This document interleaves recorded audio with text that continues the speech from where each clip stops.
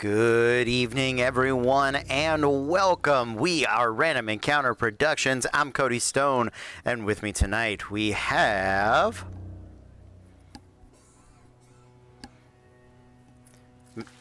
Meg? Yeah? Oh, now I hear you. Oh, Meg! Meg, who are you playing, Meg? Oh, I'm playing Kena, the Barbarian.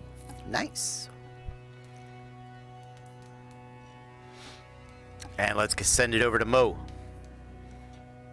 Hi, I'm Mo, Executive Werewolf in the chat. I am playing Hex, the rogue.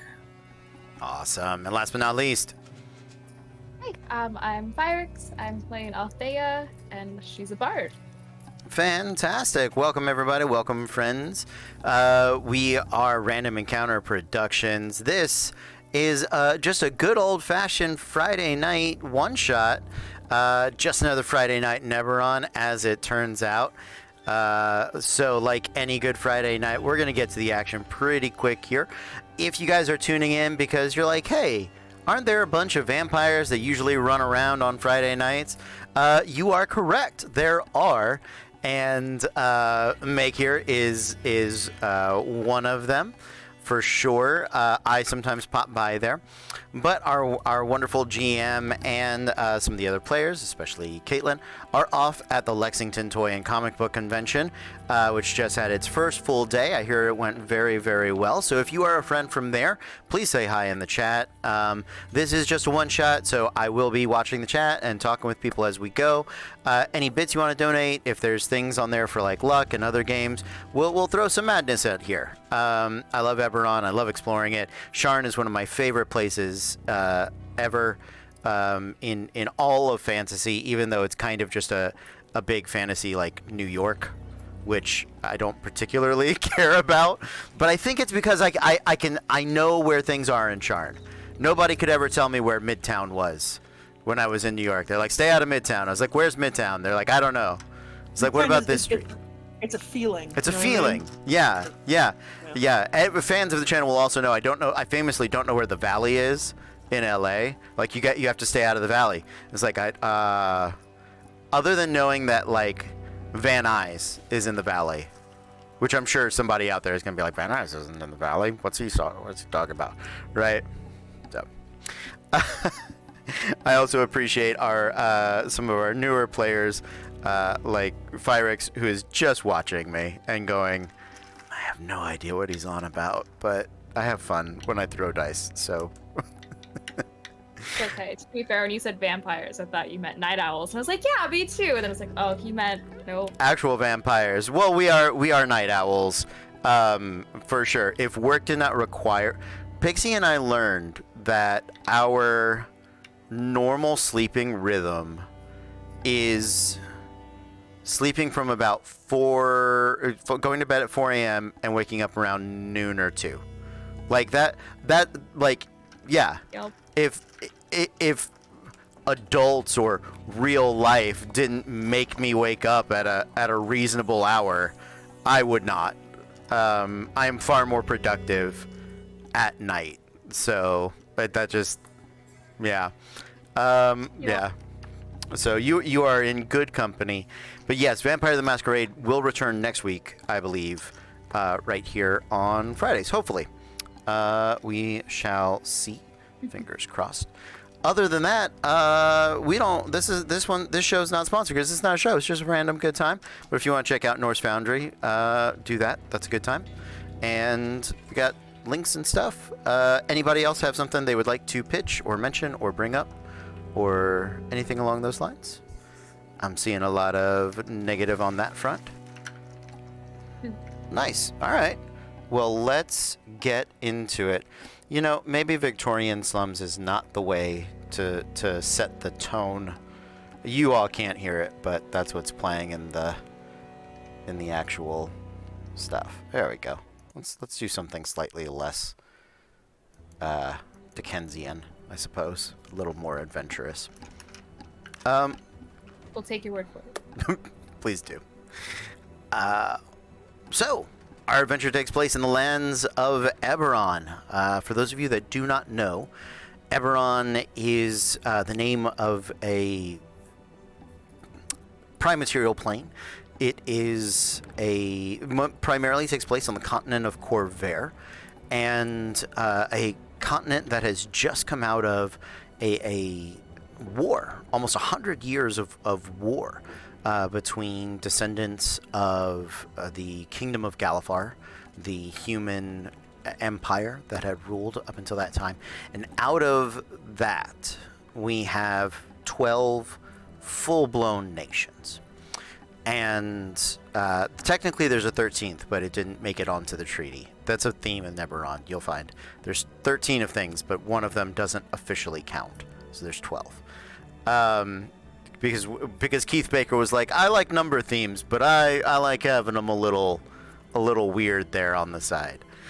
So our adventure tonight takes place in the city of Sharn. Yeah, exactly. Sharn exists on a coterminous spot with the elemental plane of air. And so it is a place where magic has held aloft these massive, mile-high towers. Some literally float by magic. One in particular literally floats, never touching the ground by magic. But the rest of them are constructed with the aid and of engineering and skill and mage rights, but also through this very particular bit of magic. And the highest of the high, the Crown of Sharn, is literally a floating isle above the sky. And while all of you have seen the Skyway, it's very hard to miss. None of you have been there. It is far beyond what our meager means might dream of. But the rest of the city is, while stratified vertically, is also a huge melting pot of races, of classes, of nobility and merchant princes, of working men and women and warforged and changelings. It is every person of every walk of life, even those that had fought against the nation of Breland in the last war. You're about 5 years removed from the war, and it is a peace created from a violent magical explosion that wiped out the entirety of one of the nations, the cause of which no one knows. And so it is a time of hope. It is a time of caution. It is a moment in which the pessimists all await the fighting to resume, while those of more optimistic nature are constantly striving to protect the peace that was hard fought and hard won. So the last war is very much a real thing to all of you. Even if you were a kid during it, it's only a few years ago. You all are friends, because you have to be. Congrats. Because it's a one-shot, and I don't have time to make a party in a natural way. And you've done some adventuring work. You guys may have served during the last war. You may have only done your adventuring work just in the past 5 years. There's plenty of work, especially here in Sharn. There are expeditions to the dark continent of Zendrick. There are constant spy work going on. There's works with inquisitives who are the private eyes of our neo-noir fantasy world. There are trips to the demon wastes, and all across this continent, along with companies. They're called dragon-marked houses, but they function very much like companies that corner the market in a wide variety of things. But the most reliable job is sometimes the simplest. And so, in the past 2 weeks, you have been down at Cliffside. It is one of the lower districts of one of the lower wards. It is where shipping comes in. And while there are mage rights that do levitation or Tensor's floating disc, there are also plenty of just manual labor, tote and fetch sort of jobs. There's bars down there for you to entertain people. There are pockets to be picked, and there's a lot of business that comes in and out of Cliffside. And so that is where we are going to begin, in the districts of ships and towers. It is a waterfront district filled with ports, and not far from Sharn's Welcome, which is the one of the red light districts in the city. The bar that you frequent down here is you know what? I'm not going to do all the heavy lifting tonight. Hey, Bex, what's the name of the bar? It does not have to be a red light district bar, but it's right on the cusp. It is. Megan, it's Friday night and Megan's here. We know what this is. Yeah, exactly. So, what is the name of the bar, as punny or just on the nose as you want it to be? It's called the Gym. The Gym? Yeah. Absolutely. Is this a JIM or a GYM?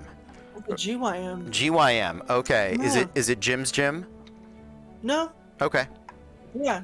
So Good. when your wife asked where you were at the gym. At the gym. Absolutely. Yeah, love it. Love it. Mm-hmm. Great place for a workout and a stretch. Has its own YMCA vibes. Uh-huh. There's a sign over the bar that just says "Remember to hydrate." Yeah, remember to hydrate. I think the bar itself has like a pull-up bar that, you know how most bars have like the foot railing where like you sit on the high seat and you put your feet and like bags for purses. I think there's one above for you to like grab onto and just do you know, bust out a few pull-up reps in between, because why not, right? That's what everybody does. That's what I like to do when I drink is vigorous calisthenics. Why not? Try to burn off that alcohol. Absolutely. Yeah, that's empty calories otherwise. Come on. So you all are at the gym. I'll say two of you have been here for about 20 minutes. You can decide who. One of you is about to walk in, just wrapping up your day. Take a moment, tell us who you are, what you look like, and what you have done as the night settles over Sharn. It is to note, where you're at is one of the few places that sunset is readily visible to people in the lower district. You are at the edge of the city, right on the waterfront. Normally in the lower districts, you don't really see the sun, even when it's directly overhead. The number of bridges and skyways and sky coaches and griffins and wyverns and flying creatures. You go down far enough and it is just industrial darkness. The cogs is night all the time, literally. Lower districts, you may see the sun for part of the day, but you definitely don't see the sun set. And it's as smelly and seedy as Cliffside might be. That's a beautiful port. So, who is here already? I think since... Yeah, okay, perfect. Sounds good. Let us start with Kana. Kana. Kana. She's coming out of a back room with like a towel around her neck. And there's just a sign over it because it is in the red light district. So it's kind of a bar, kind of a gym, kind of a not. And it just says, "Get your pump on," with like a, what is the Miss Minutes from Loki, like that kind of art, like a over exaggerated blinky face. Like 1950s kind of pop art. Yeah, Very much yeah. reminds me of like Fallout, right? Yes, yes. Which so okay. It's like that winky face of, you know what we mean. So she's been fucking, and she's heading out to the bar. But like a couple of the people, I think she's a regular. Sure. So she knows the people, and she's like towel snapping like in a locker room. Okay. As people pass by. Yeah. Definitely doing like the, "Hey, how you doing?" Big points and stuff. Okay. Flex pointing on her way to the table. You do see your friend who has already grabbed you a seat. I believe it is Hey! Hex. Yeah. Tell us about Hex.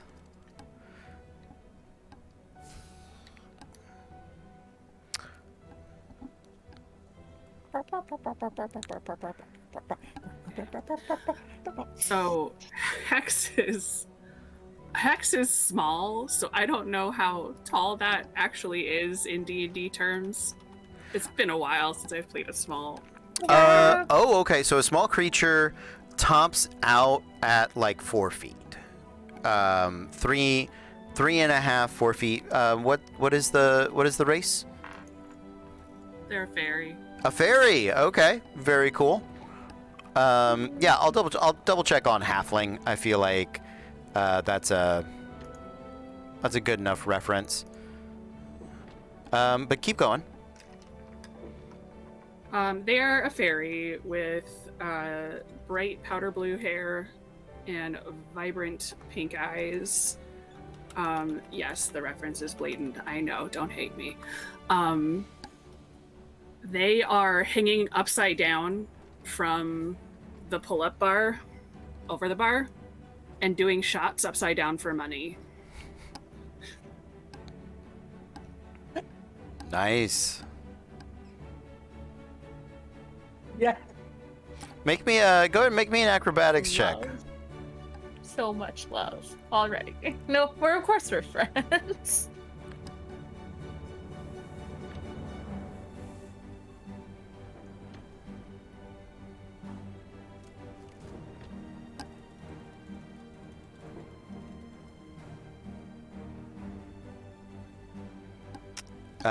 So halflings start at 2 feet 7 inches. So we'll put that at the lower end of so he can top out at 3'3". So let's just call it 3 feet and sound good. Hex, That sounds good. did you roll a acrobatics check? I rolled a 12. 12. Good. You're doing all right. I am gonna say that as you're doing the shots upside down, and you don't have to show it, but you know that the orc gut whiskey that you're shooting, some of it's spilling in your nose, and it burns. Right? It doesn't just burn because it's whiskey, but also because it's like, you know, liquid going up your nose, just a little bit. Like you're drinking most of it, but it's just enough, right? And you're like, damn it, this is clearing out my sinuses real good.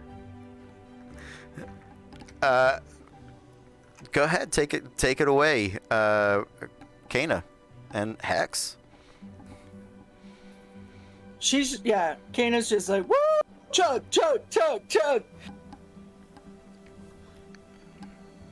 This would be easier with a funnel. Is she making money? Are you making money off of this? Are we betting? Is that what we're doing?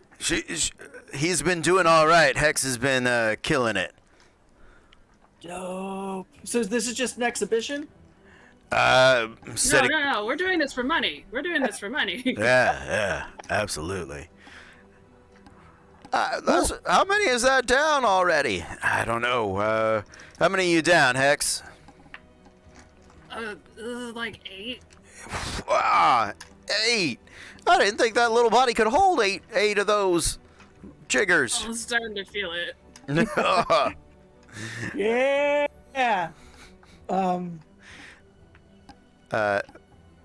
Althea, this is the scene that you walk in on. So please tell us about yourself. Well, Althea is a shadow elf. That is a new race to me. But the picture I found was pale, really dark, like black hair, but in the light it shines red. Bard. I don't know if you should describe myself or if this is like what I walk into. I'm so sorry, I missed that last part. Just asking if you just wanted me to describe my bard, or if I'm walking into this wonderful. At some point, you're gonna have to walk in, unless you're just here to spectate. So, I think now's a good time, but you're welcome to choose otherwise if you would like. I think this is great. We're all friends, right? You are. I'd probably walk in and be like, Hex, I thought I was a performance. I thought we had a thing. You're taking shots without me. What shots?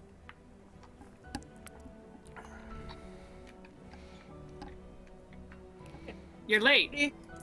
Yeah, you're late. So okay, everybody, we have a 2-for-1 deal. Oh, 2 for 1! The ring goes out throughout the gym. All right, they're doing the 2 for 1. What is that? Let's start putting odds against it to see if Hex can outdrink Althea. Well, it's got to be already 8 to 1. Hex is 8 deep. I know, so the odds are already stacked against him. But let's see. Anybody? Any takers? Any takers? Sure. 12 to 1, 16 to 1, 20 to 1. I'll take the one. I'll just take the one shot. Oh look, Hex, you're a winner. Congratulations. Is there like one bartender? Yeah, there's a bartender around. Yeah. Can I turn to them? He's technically a spotter. Oh, he's a spotter. Of course he is. Hey, buddy, come here. Yeah. What's up? Hey, Yeah. can I, real quick? She'll like grab the front of his shirt and pull him in. Yeah, it tears because it was already had a V cut in it. So when you pull, it just right a little more. First of all, you're welcome. Second of all, I need you to start watering down the shots for my boy Hex. All right? Make a persuasion or intimidation check, something like that.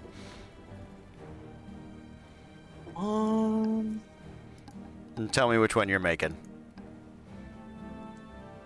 It was intimidation, but I rolled a nat 1 for a 6. For a 6, yeah. So you know, this is Angel, which N, GEL, Angel. He's a not terribly bright but very pretty ASMR, and he doesn't get a lot of drink orders right. He doesn't have to. And you all know, like you know him. You're a local. So when you do that, and after you've torn his shirt, he's like, you tell him to start watering him down. Okay, sure. And he gives you a peck on the cheek, and walks away, even if you're like still holding onto his shirt, which just rips further. Yeah. Yeah. Absolutely. I'm just left staring into the distance, and I've made a huge mistake. No mistake. She's just me staring him down. I just got Hex no killed. mistake. Oh god. Okay. So yeah, he comes back. He lines up the drinks. I would like both of you to make a Constitution saving throw.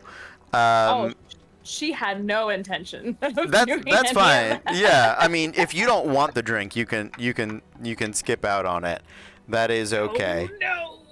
Oh, no. Disadvantage for Hex based on what just happened to him. I'm sorry. He's like, I was doing so well. Like, yeah, she'll take the one shot. She Okay. had absolutely no intention. She was just talking, Yeah, as bards do. as parts do. You know? Yep, yep. Oh, a 17 Ooh, all right. That's not With my horrible. 10 I got a constitution. 16. A 16. All right, Hex is hanging in there. You guys, you do the drink. We'll say that it's a one drink, like a King's Cup, terrible drinking challenge. Ends in a draw. So you guys are welcome to take a few moments, move on from that as you gather up, and it's immediately after that Angel has brought over. I got the special drinks, and he like sets them down. Thank you, Angel. Thank you. Angel, That's what I said. That's right. Angel, and he walks off. Right. So So he brought over 3 drinks. He brought over like 6. Again, Excellent. counting not his strong suit. She's gonna just 1, 2, 3, 4, 5, 6. So.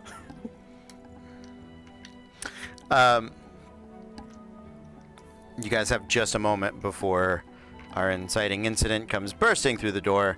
You're welcome to establish a rapport.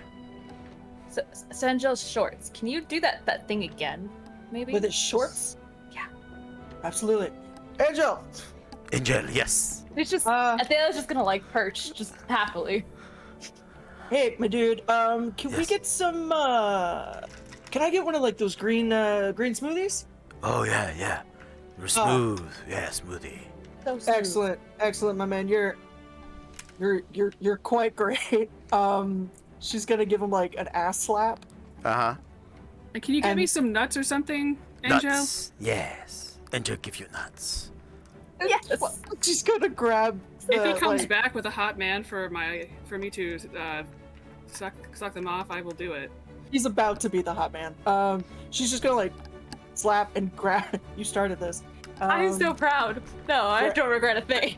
Grab his shorts, so, like, when he walks away, it'll be something similar to the rip shirt. Yeah. Yeah. Absolutely. And it does. It does. The shorts do rip. He has come prepared. He knows his job, right? So he has the man thong on underneath. And so it is a good ham hock of a cheek, right? Yeah. Never skip leg day. Yeah, no.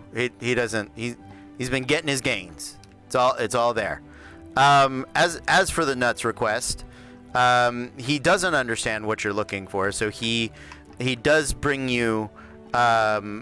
He brings you, I guess, what is the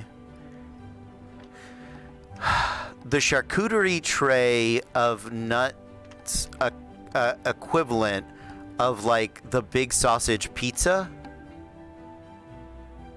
the porn pizza parody thing with like the hole cut in the box.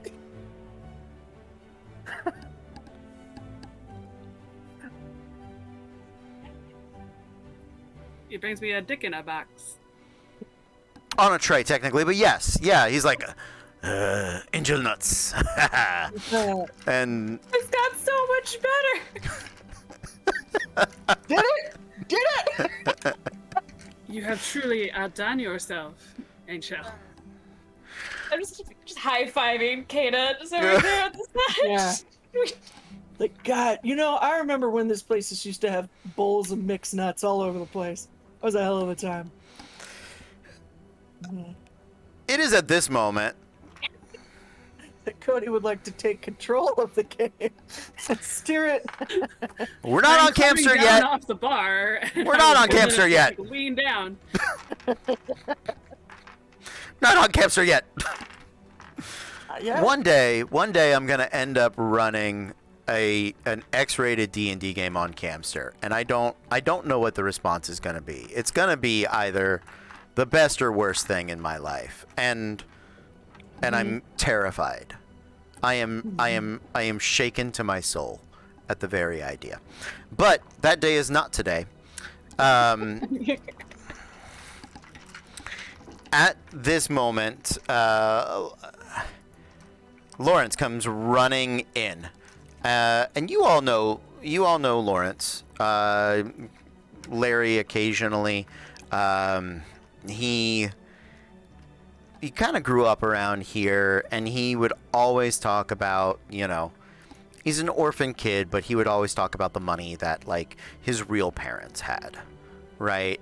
And so everybody kind of puts up with him, and everybody is also, at the same time, just kind of annoyed and done with him, right? Like like that's him. He's not a bad guy, but he's, he could be a bit much.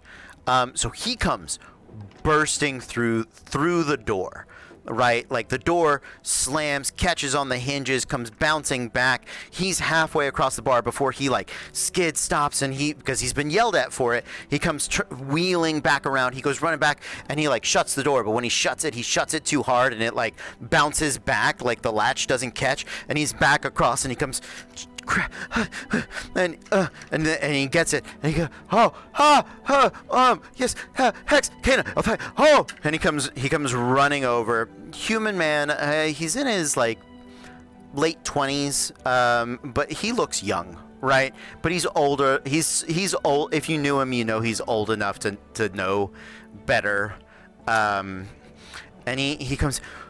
Oh my god! Oh guys, I got this thing going on right now, and I really could use your help. And he's not looking at anything, and so he's there, and he's grabbing like whatever drinks or whatever like dregs of drink you all have in front of you, and then he's reaching onto the tray for just handfuls of nuts, and he's I am so sorry. Listen, thank you, my man. This is so good. And he's got just like a handful. They're not even like shelled walnuts because everybody in here is a bodybuilder, and he's just like cramming them over his face. Guys, I got a big score. I got a real big score, but I'm in trouble. I'm in some real trouble here, okay? Lawrence, you have gotta breathe, man. No, I'm sorry. You gotta start getting excited here, Kane. I'm telling you, this is the big time. This is the real big time here, okay? Oh, fuck you. You think I need to get hype? Stay hype. First of all, I need you to bring it down to like a 10. All right. That's what I like. That's what I'm talking about. That's good. Another handful of berries and nuts, and just like trail mixing them onto his face. You don't think he's even eating them at this point? He's okay. Good. That's good. You're gonna choke if you keep on doing that. No, I'm good. I don't choke. You don't know this about me, but I've never choked before. I never choke. There's some big nuts. I'm a We performer. could arrange it. No. Listen, that's a whole other thing, guys. I gotta tell you, I was down at the docks. I was doing some loading, right? And I see this ship come in, and they're looking around. Their people don't arrive. They're offloaded, so suddenly they're scabbing, and I'm like, I gotta get on this ship. This is a primo looking ship just coming out of Zendrick. They're always bringing in the contraband. They're bringing in the good stuff. Absolutely love it, okay? So there I am, and I'm telling them, I'm like, oh yeah, I've been to Zendrick, because I have. I did that expedition a few years back, and it was a really good time. Anyway, so I was talking with the captain, and it turned out it wasn't the captain, though, right? It was just the cook, but the cook had on like a fancy jacket, and I was like, that man's going places. I know who this is. And so we were unloading, and he was like, hey kid, you want to see something? I was like, oh, come on, man. Yeah, show me something. And he's like, well, you got to go below deck. And I'm like, oh, now hold on, I've heard that one before. Lauren, we've warned you about these men. That's what I said. I said, my friend out there, she told me not to be going below deck with strange captains and cooks, right? And And he was like, no, I'm telling you, I'm shooting it to you straight like this. I've been keeping an eye on it. They had it the whole way in a real special box. You notice nobody unloading it. And I was like, oh, special box, you say? He goes, yeah, special box. And I was like, wait a second. He goes, I'm fucking with you. I said, okay, let's go. And so we go down into the hold, right? And he opens up this thing. It's got these like... what do you call them with it's like it goes on your neck but it opens up and there's like a lock to it and sometimes it has a key and it's got like stuff inside. What is that called? Locket? Yeah, that fancy thing, that locket, right? So there's like a bunch of those lined up and he was like, yeah, it's got some dragon mark magic to it. And I was like, what? And he was like, yeah, it's got some real like hoodoo voodoo kind of mage stuff to it. And I was like, that's cool. And he was like, yeah, but you know, you can't let them catch you because we got these coming in for somebody real special. And then I start to hear it up on top of the deck, right? Fighting. I hear the fireballs going off. I hear the lightning bolts being triggered. Big magic happening. I'm seeing the sparks right through the floorboards. And then the cook, he's like, oh shit, we gotta go. And I was like, yeah, man, let's go. And so he's like, there's this hidden bilkway out the back. And I'm like, I don't know what a bilkway is. And he's like, I don't have time to explain it to you. And I said, okay. And so we go running. But before we go running, I reach back and I just grab me a handful of whatever's in there, kind of like this with the nuts, right? And then I go running. I'm out the bilkway, and then these guys are chasing us, me and this cook, right? And I'm thinking we're safe, and then all of a sudden, lightning, boom, down the street, just zaps him right next to me. And so I ducked into the alleys. I got down into the waterways. You know me, I've done a lot of work down in the waterways. People want to always, you know, badmouth people working in the waterways. And I'm like, no, that's how you get around the city, you know? Those things go everywhere. Anyway, I got up topside. I keep my head down. I stop hearing the spells going around. I take a look, and he's got like the little Aladdin vest, but it clearly has like all of the like merchant, the like I sell you fake watches on the New York, right, on Saks, Fifth Avenue. And he's like, and he shows it to you. I'd like you all to make history checks.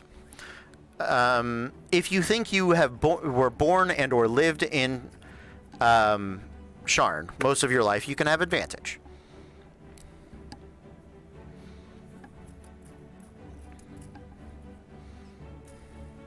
That's 20 stuff. 2. No. 5. A 5. 5 and a no. A 2, a 5, and a no. Okay. Yeah. We're here for a good time, not a long time. That is yeah. That was very true. A 7. A So 7. no. Well, thank you for sharing. You're at the top end of this. They got Listen. better than us. Hex is the smart one. We'll be speaking for everybody. He shows it to you guys, and it vaguely looks like it has the crest of a dragon-marked house on it. It's not one you recognize.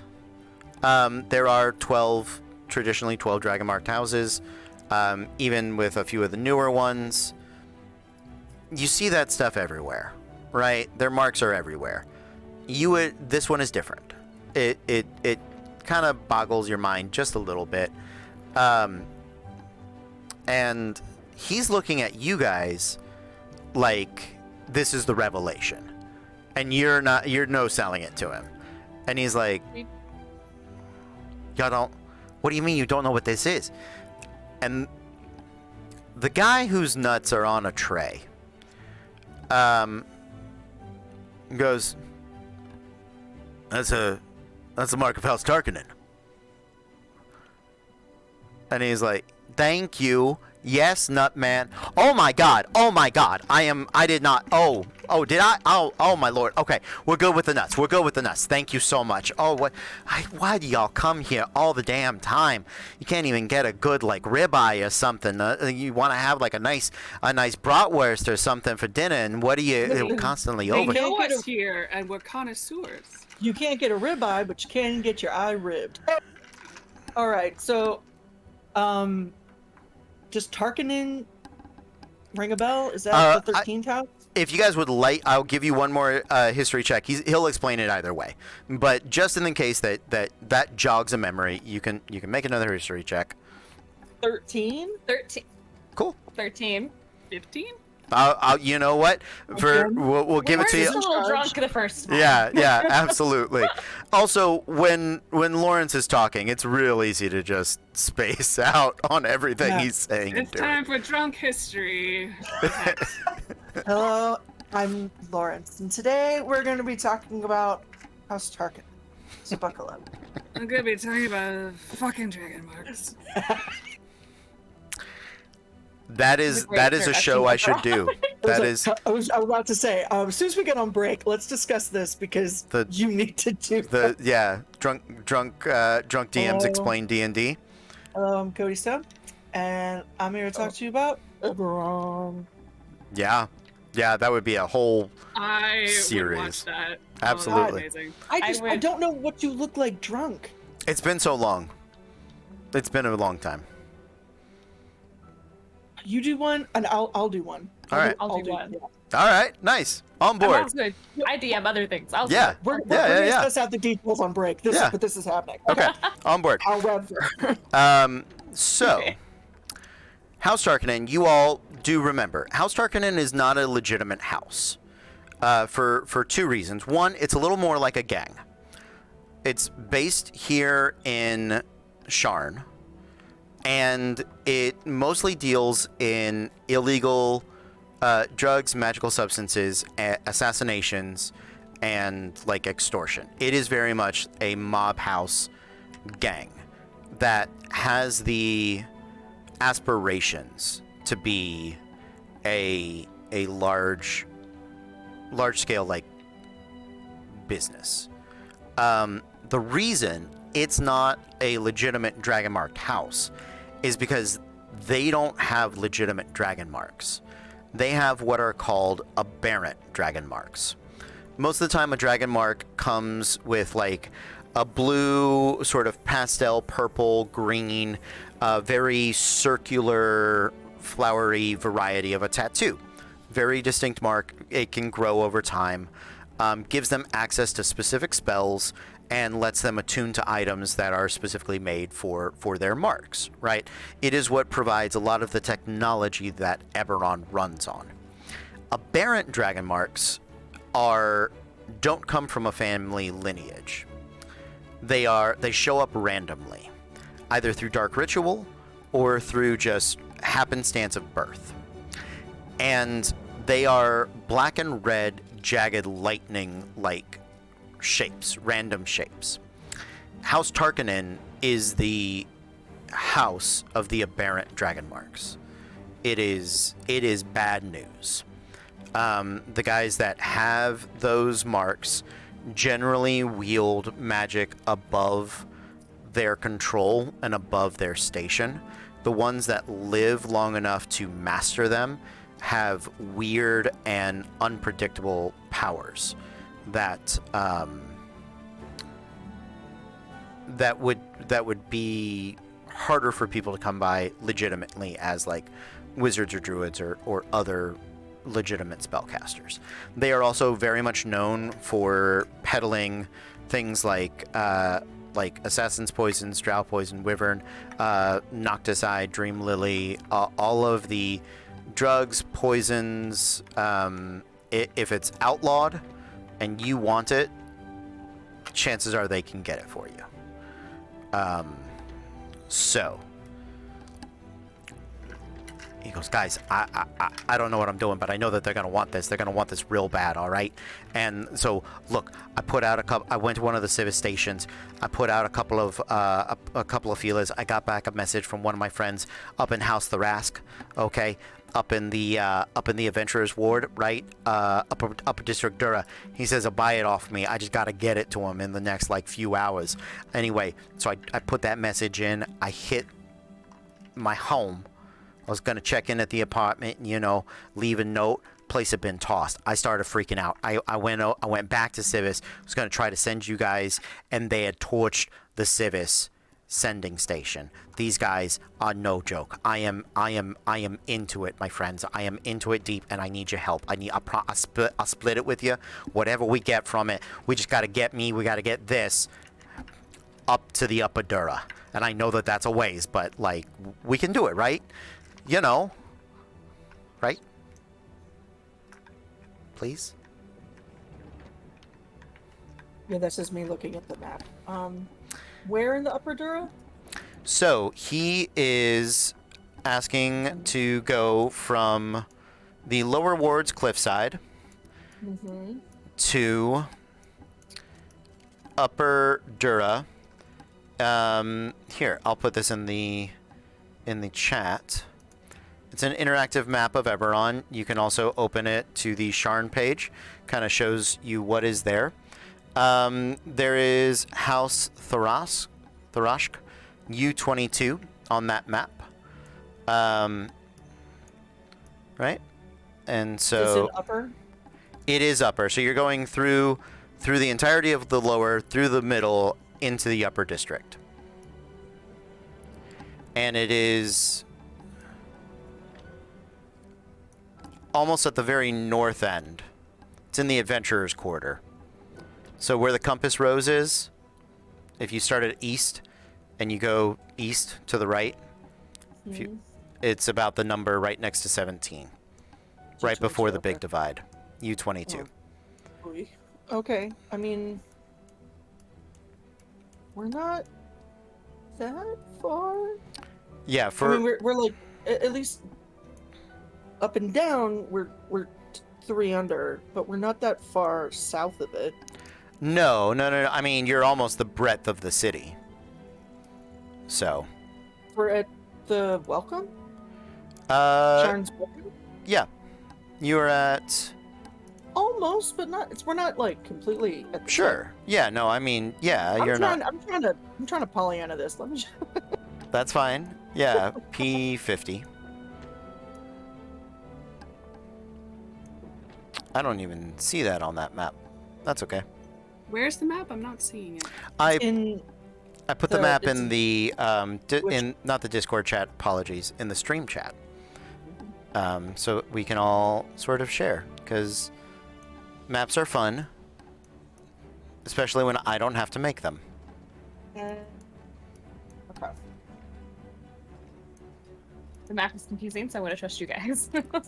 Understood. Apologies. Having never played an Eberron before, so. It is a very cool map. Yeah, if you click on the calculator-looking thing on the left-hand side, it'll take you to the map of Sharn, and that's going to be where you have an easier time finding stuff. Easier being relative, you do not have to find it. You also don't have to navigate it. It's just for reference, kind of like how far you guys are going. So. Cool. Oh, P50 is the page, I believe. So, just so we're clear, so Yeah. you have at least a good portion of House Tarkanen after you, and they've tossed your place, scorched the call box, right? And shot lightning at your friend. Oh, and yeah, killed the cook. Yeah. No, that about sums it up. Yeah. Cool. Tight. What do y'all think?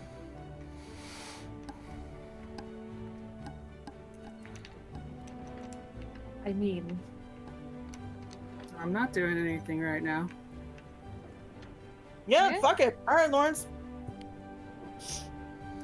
All right. I had a good college education for this. It's fun. That's right. I always forgot you were a college kid. That's Yeah. crazy. You think they would make like that they would make like wizards and stuff go to college? Nah, they're like we'll just send the people playing the instruments. That's always so weird to me. Anyway, let's go. And it is Instruments kill people. What are you talking about? Of course they do. I'm just gonna like very intimidatingly hold out of my very, very terrifying flute. And look at Lawrence. See? We got you. I'll protect you. I know you do. I knew you were the one. Thank you so much. And he goes to do Don't like lightly smack him with it at the same time as he's talking. that, which we're not gonna do this again.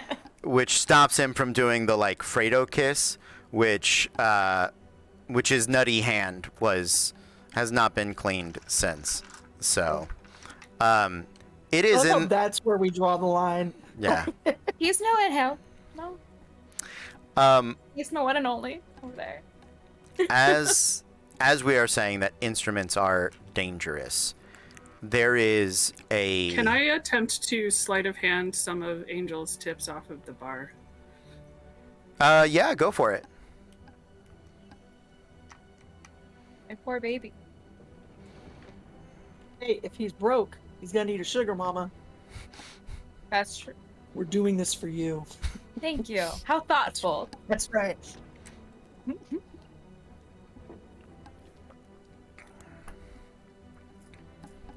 Is that Harry Potter?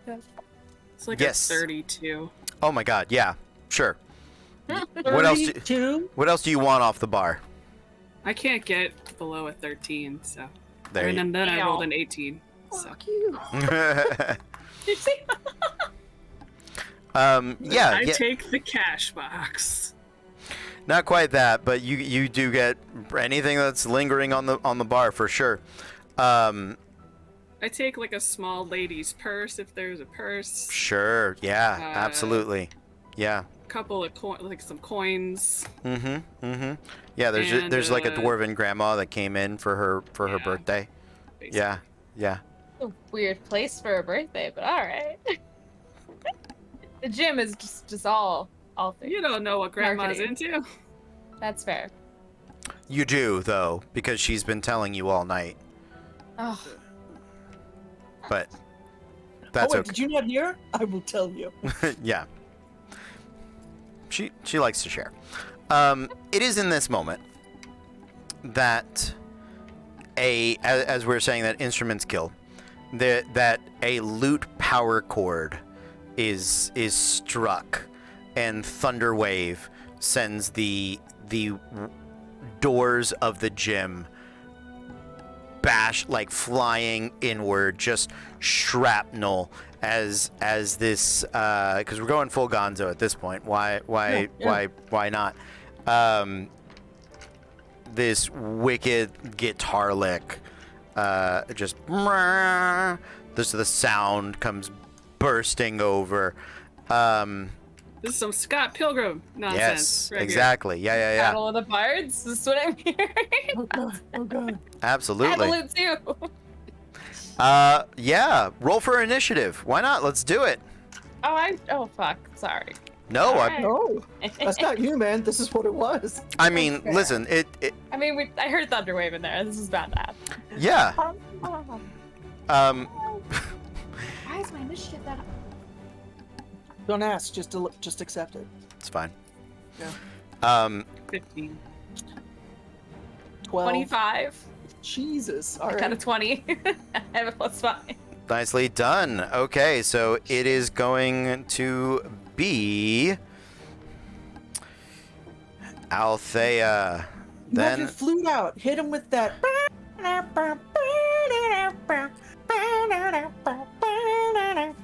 feel like I gotta answer with a lute, though. You keep, I threatening don't know. my... The only thing that can combat a sick power chord is Careless Whisper. so Althea, you are up first, then it is Hex, then it is Kana, then the bad guys are coming in. You see standing in the door there is their leader is a bard, does have the lute out, and they are the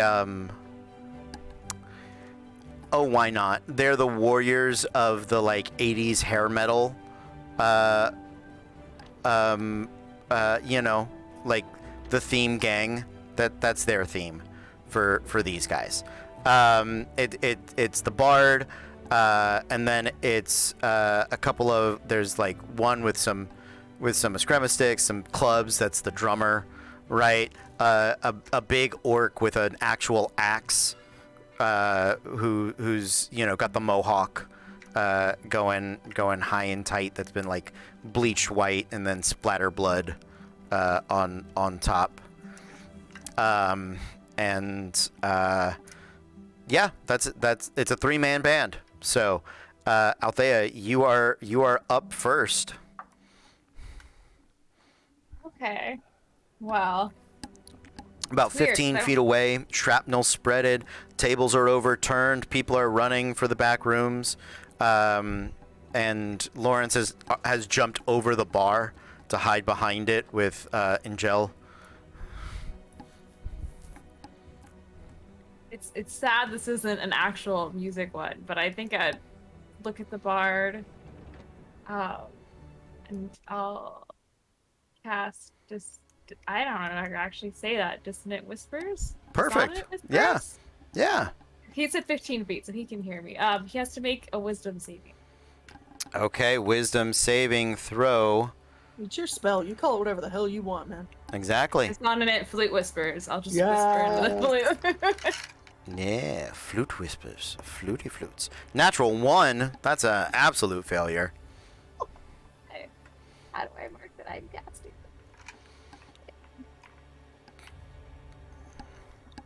Okay, I'll manually keep track because D&D Beyond said F you on spell slots. As it is sometimes wont to do.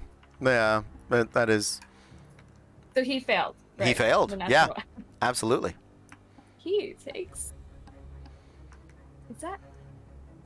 We're 6th level. Okay. I was like, why? That's a lot of. 3d6. 16? Nice. Yeah. Damage? Psychic damage, and must immediately use his reaction.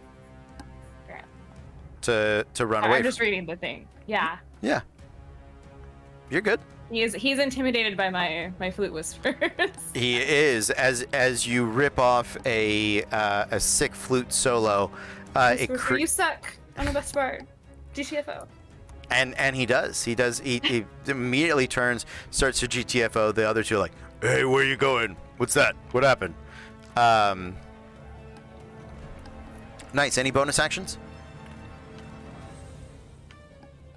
I will stand behind the big barbarian. Cool. Nicely done. Up next is Hex.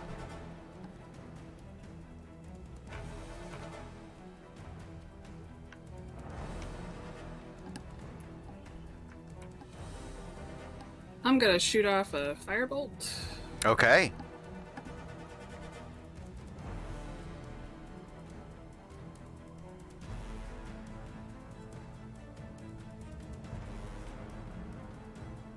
I don't think an 11 hits, but I'm gonna ask anyway. 11 does. Who are you targeting? The big one. The big one? 11 does hit the big orc with the axe. Yeah, he doesn't have any armor on, and he is stronger than he is tough.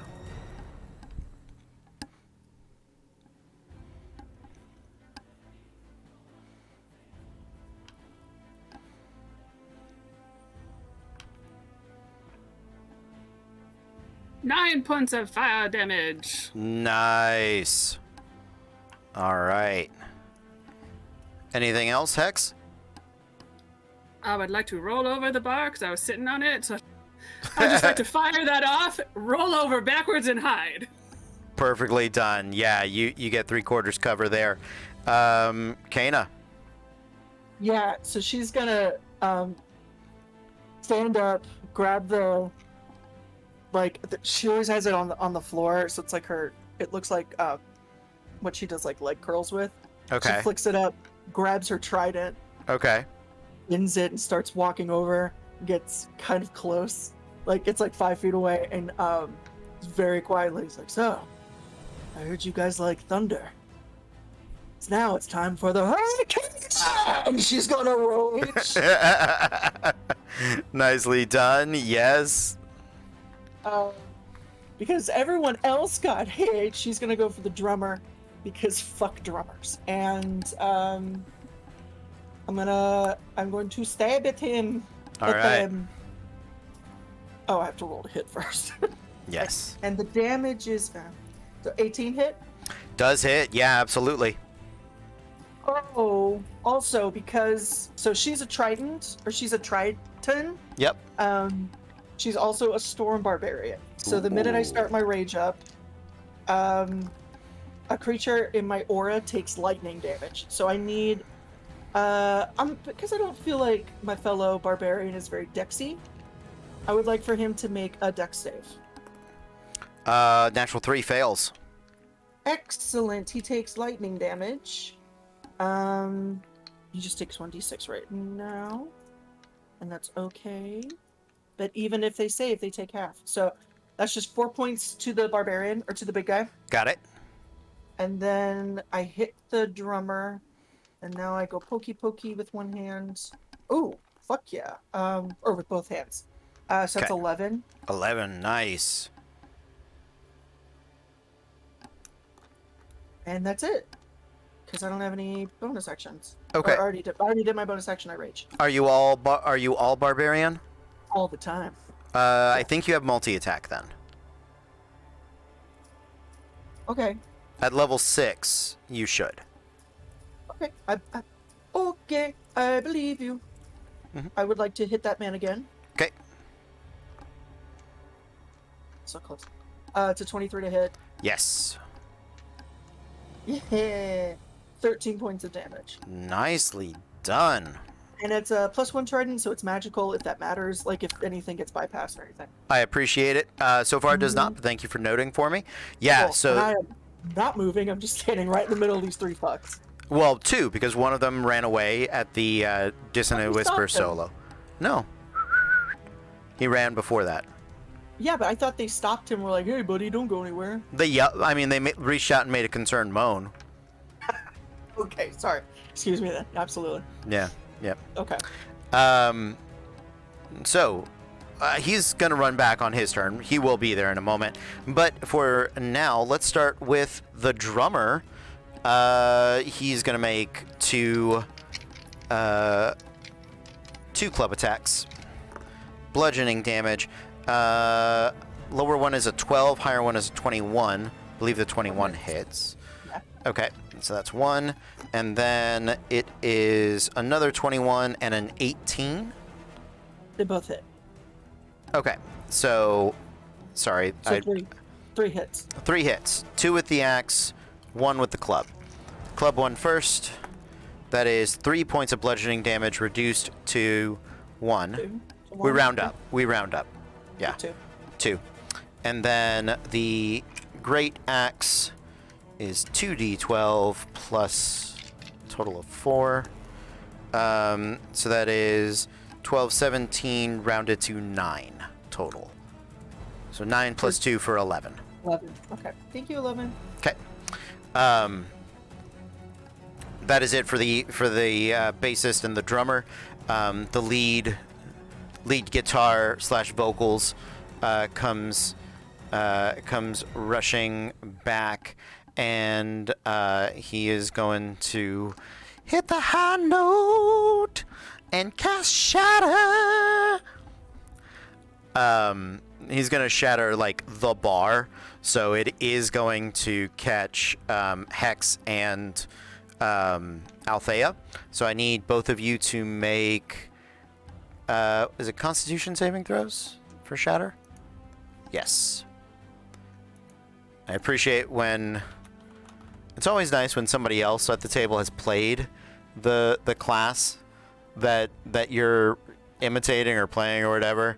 They're like, yeah, it is. I've never had shatter, but I've had to take shatter so many times. You've resisted it enough. Yeah. It is a con save.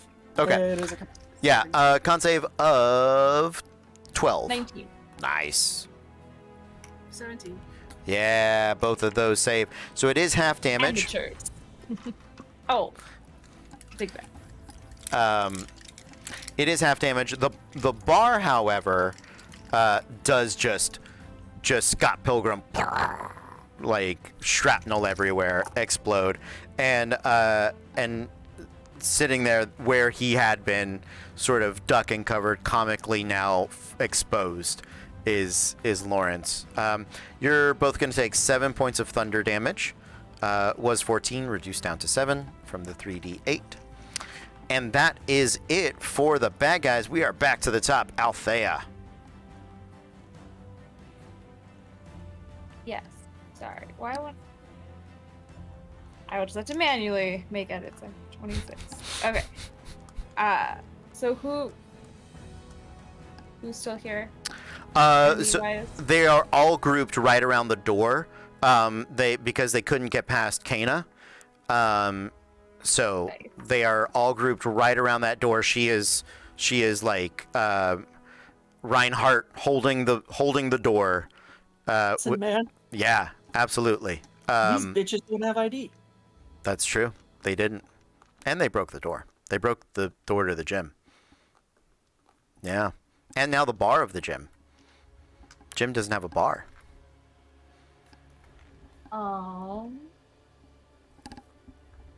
You guys notice Angel picking splinters out of his ass. Just for color while you're thinking of what to do.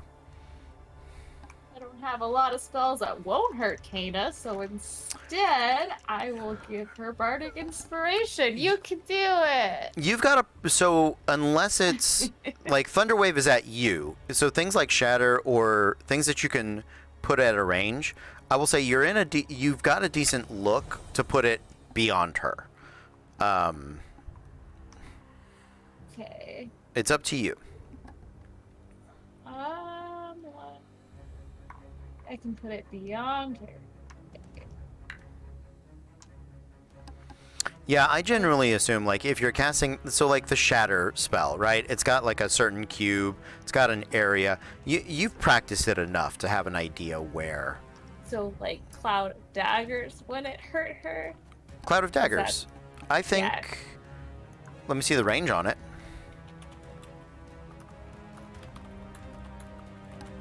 I think it says cube 5 feet on each side. That's what it's... Range is 60 feet. So, yeah, the cube is 5 feet on each side, but you can put that anywhere within 60 feet that you can see. Or it's not even that you can see, it's just where you choose. So you can choose to put it beyond Kana. Yeah, absolutely. Okay. It's been a long time since I played a spellcast. Do I have to roll for anything to do that, or do I just... You tell me it's done, and they will make... When it enters the spell area for the first time, or at the start of their turn, they're going to take slashing damage. Don't let them move. Yeah. Oh, and I can give her inspiration as a bonus action. Yeah. Right. Yes, you can. I know how to play bard. You're Don't doing make it great. like that. Sure, I'll do that then. Cool. Okay. I'm a spicy bard. Stabby yes. bard. Yes, you are. All right. Hex, you're up. Althea, do you want to stay where you were at, or do you want to, like, duck for cover somewhere? I should probably duck for cover. It's Yeah. up, I mean, it's up to you. Depends Yeah, on how I'll- badass you want to be. If you want to stand up and just Scott Pilgrim at them, I won't stop you. It's really I'm up to a you. squishy bard. Bard is gonna go for cover. Okay, sounds good. I like it. Hex.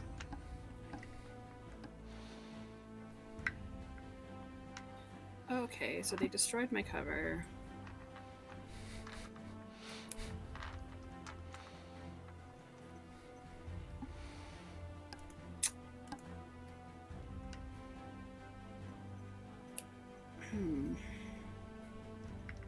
I'm gonna fire off another firebolt.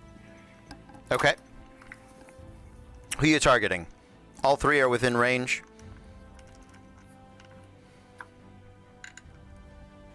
I will target the big one again.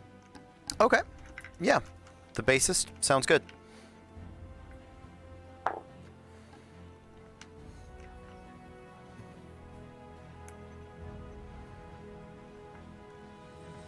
Is that 13? 13 does hit.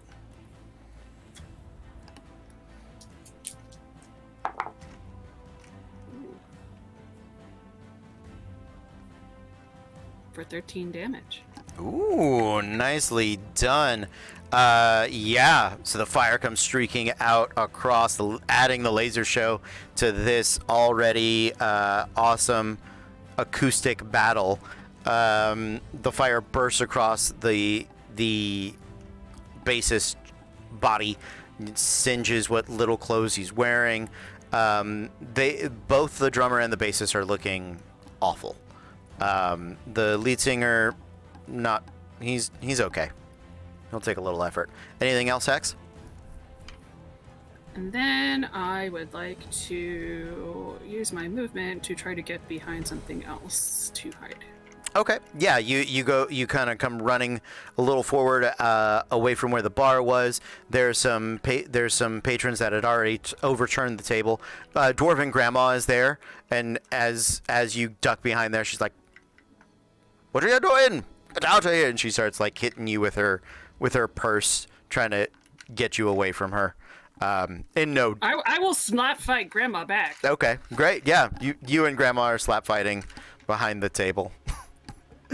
Kana. Okay. I hit her with her own purse. Stop hitting yourself. Stop hitting yourself. I'm going to hit the drummer again. Okay. 22 hits. Yeah, it does. Okay. And that is 10 points. 10 points, more than enough. As you come stabbing into the drummer, he goes falling backwards. He's got a wound on him. He takes off running, because it's, trust me, easier if you don't commit murder in the middle of the streets of Eberron. Yeah. So, unless you really want to, when they get to 0, they're gonna run and flee, not to return. So. You said the bass player's more hurt than the lead? Oh yeah, no, a hit like that will also take the bass player out. Let's try. Okay. Yeah, it's 22 to hit. 23, excuse me. Nice, yeah, absolutely. Aw. Just 8. 8's more than enough. You needed 6. Okay. Yeah. And then bonus action, I need the Lead singer? Yeah, I need him to make a dex save. Okay. He's a little more dexy, but it doesn't matter if you roll a 5, so Yeah, fail. and he would take damage anyway, so. Yep. So that is 5 points of electric. Boogie, woogie, woogie, woogie. And All right, we can't Cloud of boogie spinning anymore. death feels a little unnecessary now. Well, you say that, but it is the start of their turn. You do get to roll 4d4 blades of spinning death on the vocalist. Nice. I need one more d6. Ow. No one saw that first. D4. Yeah.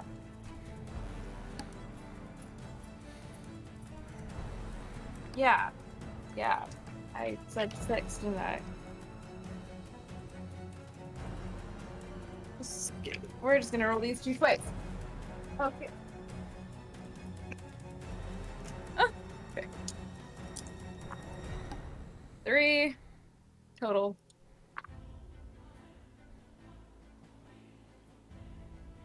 Seven plus 3. Why am I like not 10. doing that? 10. 10 points damage. Nice. All right. Yeah, the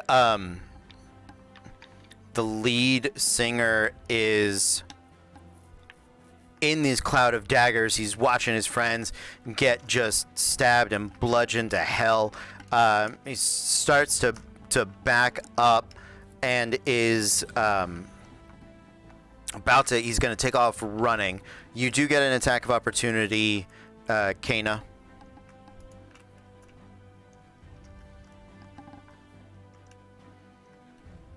Ooh, it's a nat 1, so. Okay.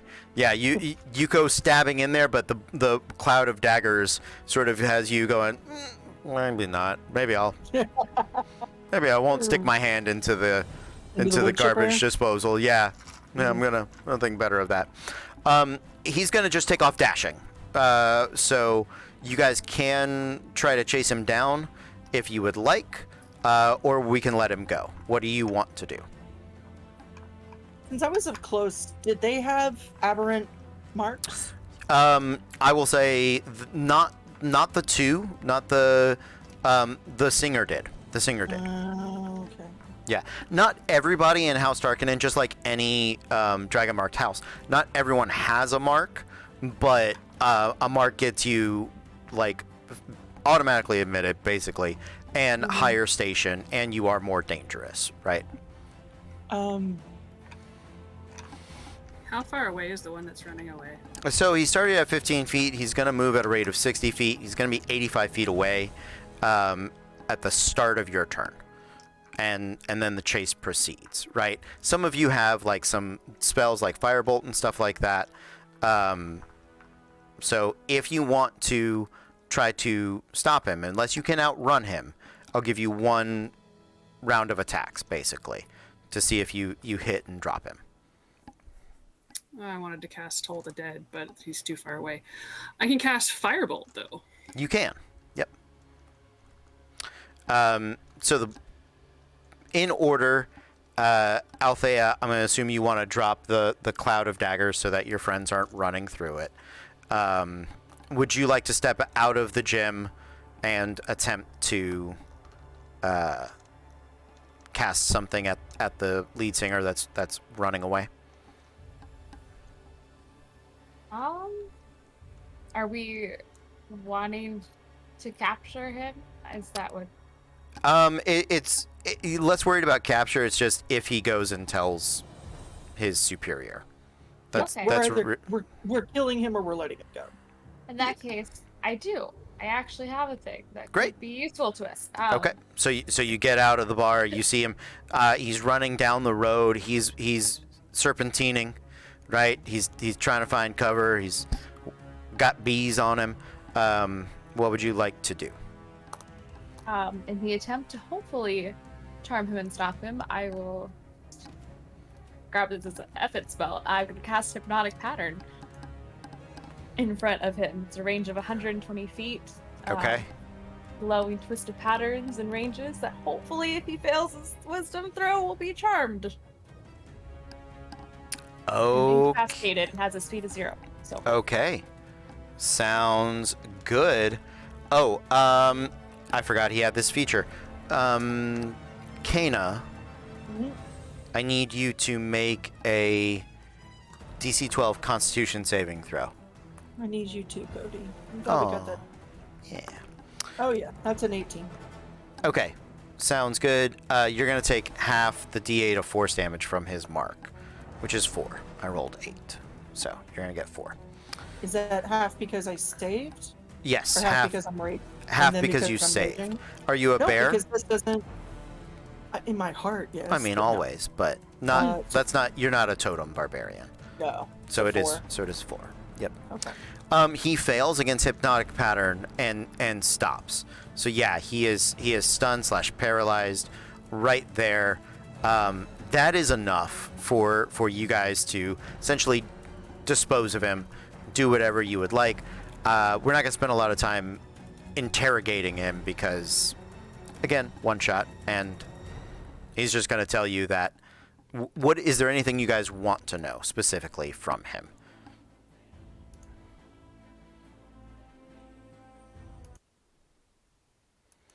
Really, he's just going to tell you that House Tarkanen has everybody, every cut purse, every thug, every member of Tarkanen, every one of the Beholder's eyes are coming for you. That little kid's going to get it. He's going to get it good. The Blood Witch said so. Blood Witch? Yeah. Who's the Blood Witch?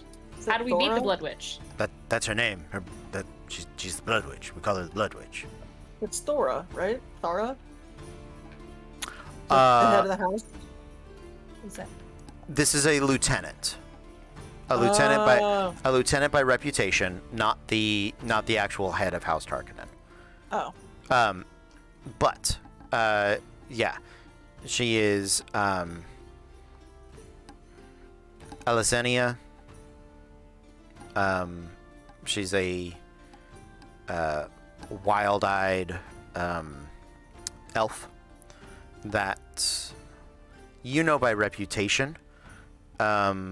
Sometimes aberrant marks are made when members of other houses mate, and there are half elf. Excuse me. There are two marks of half elves. House. Forgetting it. One is the mark of finding. One is the mark of storms. and she is a descendant of both of them. She got neither mark. She got an aberrant mark.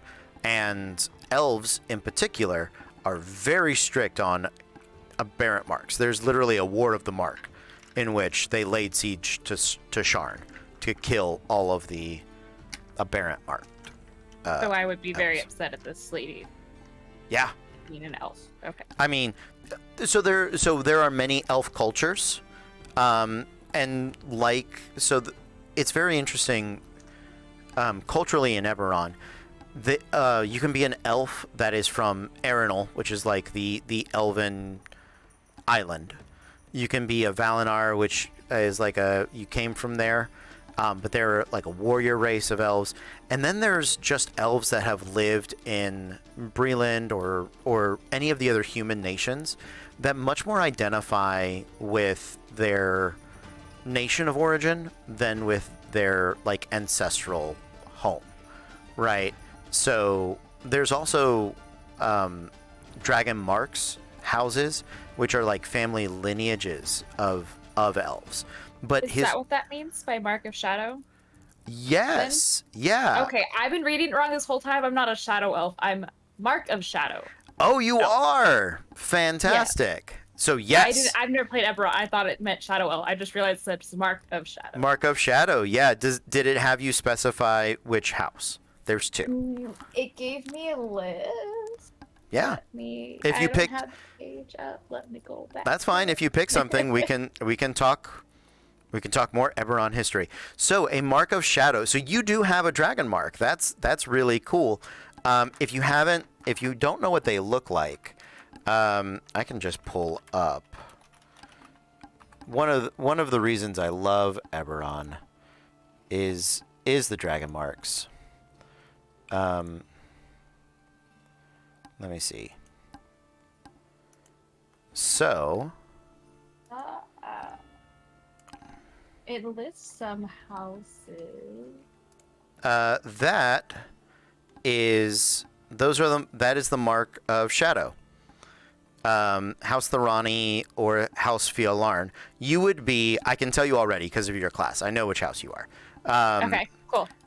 You are House Fiolarn, so check out that. You have a tattoo that looks like one of those.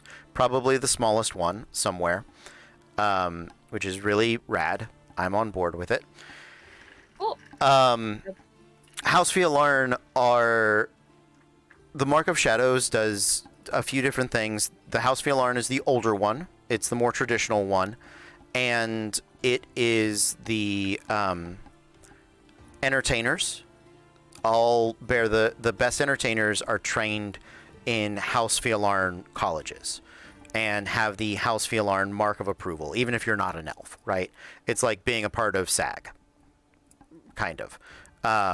So there's that. And House Fiolarn are also spies. They run one of the best, if not the best and most extensive house network of spies and disinformation and things like that in all of Eberron. And some human nations developed their own to kind of rival them.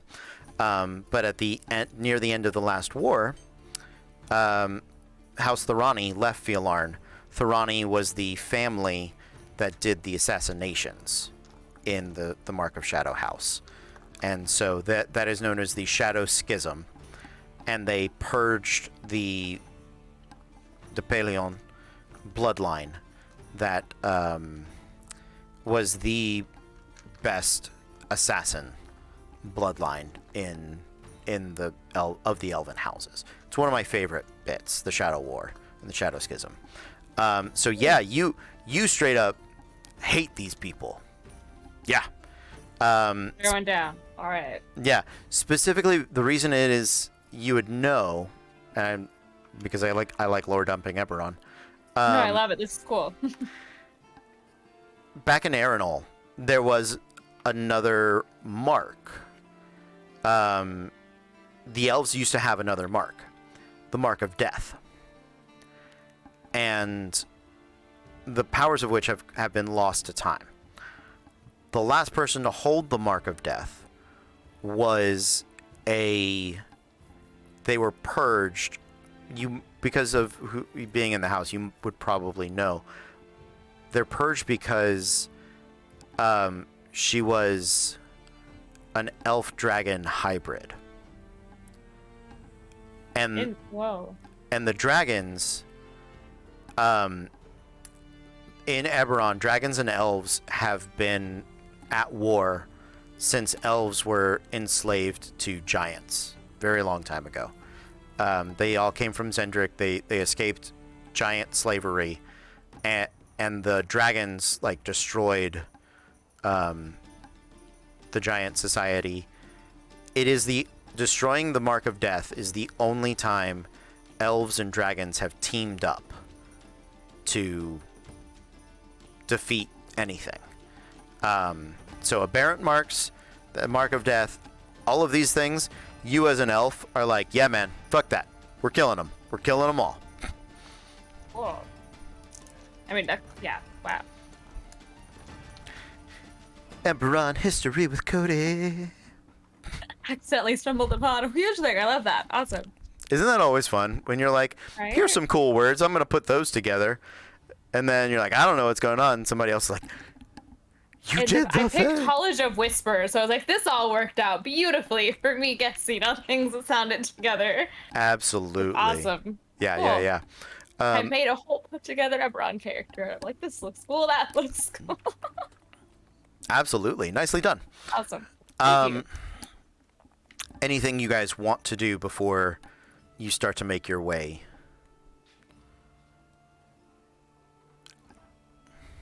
Cool. All right. You gather your stuff. You start to lead Lawrence out of the district. As you guys are running, Lawrence is like, that was so cool. You were over here, and then you were hitting the flute, and then she was here with the thing with the stabbing, and then there was fire going everywhere. He's fangirling for you guys, super hard, because you did absolutely amazing. At some point, you make it up into the middle district of Cliffside. The lower district is dangerous, for sure, but you have friends here. You have people that look out for you, and everybody here sort of knows Lawrence. And so getting out of Cliffside, the lower district of Cliffside, pretty easy. As you make your way into the middle district of Cliffside, Lawrence is like, it's starting to get late. You know what? I got a couple of extra coin. Let's go ahead and splurge for it. And he gets on one of the sky bridges, and he, does the big loud whistle thing that I can't do, but if I did, I wouldn't want to do. Yes. You can do it? Oh, okay. I thought you were gonna do it. I was like, no, let me. Oh, yeah, no. No, thank you. I appreciate that. He whistles for a cab, and when it comes near, it is a sky taxi. And he's like, I got the coins. Come on, this will be the fastest way. We can just get up there into the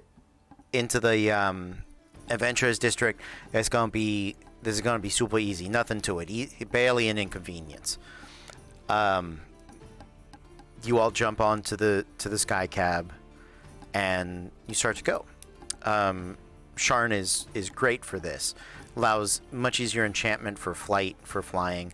So it is a barge. There's a little barge house where the driver has his levers, and he's got his big wheel, right? And it's got these kind of wings, these Arcanopunk wings that help move it around a little bit. Looks a little bit like a guppy. Or like a bass, It's kind of fat. It's a little slow, but there's a deck, which is mostly where you guys would be. There's no seating underneath the hat or underneath the shed, right?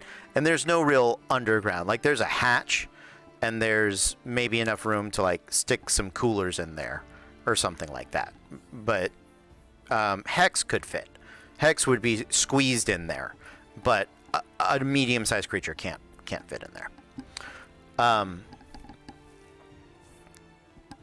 You guys are making your way up through Cliffside, and you're making some good pacing, coming out of Cliffside through the middle districts and up through Stormhold. And you have a choice. You can either go Underlook, where the inns are, or you can go the Bazaar, where the marketplace is. Which direction do you want to go? I feel like if we go through the bazaar, there's more chance of someone. It's probably busier, and there's more chance of someone fucking with Lawrence. I don't mind telling you guys, you're getting fucked with either way. It just Right, depends I on. want it to be straightforward, as opposed to, oh crap, we lost our kid in the mall. Okay. Now we gotta find them, chase him. That's my preference. But we could hide the kid in the mall at the same time. That is A+ parenting. Can I just Hex say? has a really hard time saying no to the mall. Not gonna lie. Yeah, honestly, fuck it. Let's go to the bazaar. Okay. I was like, more things to fuck with in the mall. Let's go to the mall. Kind Oh my of half God. of my spell Let's go slots to already. the mall. And there's a mall song. I think, yeah. Can we Okay. go to the bazaar? Absolutely. So the fun thing about the bazaar is that there's a whole list of different shops that you guys are going to drive past. I'm not going to name them. The link to the map is there. Go ahead, have fun, have a look. It's under Middle Dura, the bazaar, and literally has all those shops. But you guys are making your way through there. The bridges in the bazaar are where like the little pop-up kiosks live, and then there's the storefronts. And so some of those middle kiosks are definitely closing down. They have the bridges with the ever-burning magic lanterns that light them up. You also know that in Sharn there is sort of a feather fall, a permanent feather fall spell that almost always triggers, sometimes doesn't. Which is a favorite accident of House Tarkanin. And one of you roll me a percentile.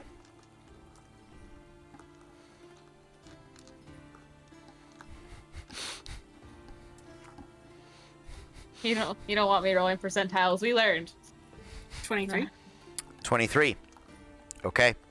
Sounds good. Also, It is- I'm not understanding this map to get to the bazaar thing. Everywhere I click doesn't open anything. Oh, okay. So You know what? I can share and show you. It's not a pretty map of a bazaar, but yeah, here we go. Are you gonna zoom for me? Yeah, you are. Look at that. Okay, so this is the list. Middle Central Plateau. That's by height, and then here it says Middle Dura, and M15. So we come over here. Here are the M's. okay. And there is that. If you're looking at the world map, you gotta click on the calculator. Why is it a calculator for Sharn? I don't know, but it is. That's Thank you. you're welcome. No, you're good. I would be super frustrated looking at stuff all the time and being like, I don't know where I am. Yeah, so you guys are going from Cliffside from about... Oh, lost you. There we go. You guys were going from about here to about here and up through 3 districts. So, there you go. To give you a vague idea. So you guys are cutting through this piece right here now, at this point.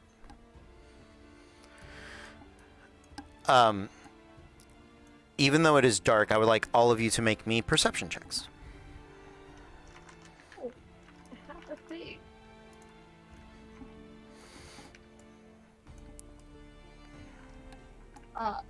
What is? Remind me. It's been a minute for 5e. If you have proficiency and expertise in this skill check, what is that? Is that just like a fancy word for advantage? Proficiency adds half of your, or no, proficiency is just your. It should have calculated all of it for you. Your proficiency bonus is a 3, right? Oh, I'm dumb. It's And expertise would double that. Doubles it. So you would have a +6 plus your wisdom modifier. If you have expertise. If you're proficient, it's just a +3. Correct. I got a 10. Sounds good. 23. I see the Matrix. 25. She is the Matrix. There it is. Yeah. Yeah. I have a +8 perception. Nicely done. Yeah, that makmakes I have a perfect sense. +7. I have a -1. Oh no! Yes, nicely done, nicely done, nicely done. Okay.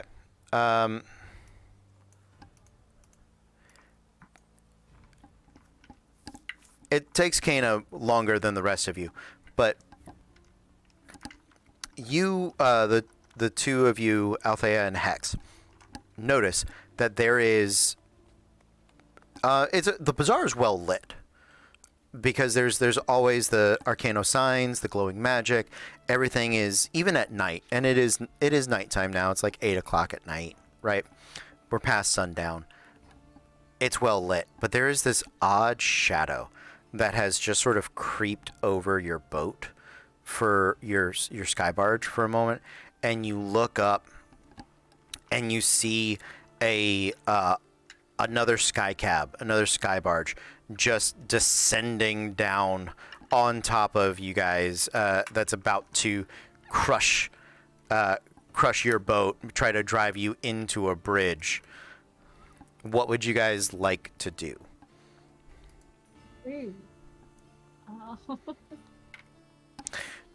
To also tell you, remember the cabbie is in his little shed. He doesn't see this. That's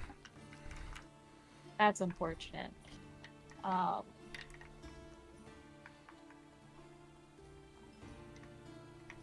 We're all furiously just looking at him. If you guys have any vehicle proficiency, I will let you use it for this. Cool. So if you want to take over driving, you can. You can also order the cabbie if you want to direct him where to go. You can do that as well. If you want to jump off of the barge onto one of the walkways, if you want to throw spells at it, just throwing ideas out there for you guys. But a skyway chase is required in Sharn. If we're gonna do this, we got to do it right. So Question. So- If they were lowering on top of us, yeah, is that we're being propelled by wind? magic. Magic? Yeah. Okay. What's underneath us? Because you said there's like a permanent feather fall thing going on, right? Yeah, so you guys are flying over. At any given moment, there is a 20% chance that there's a bridge within about 50 feet of underneath you. Beyond that, there's definitely a 100% chance that you're going to hit a bridge before you hit the cogs, right? There's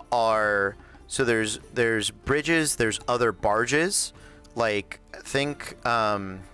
Fifth Element with all the taxis everywhere. It's kind of like that, little less jammed.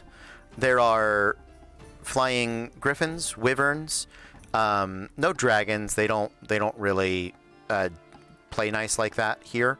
But other flying creatures. There are guys on flying carpets, witches on brooms, or just people on brooms, really.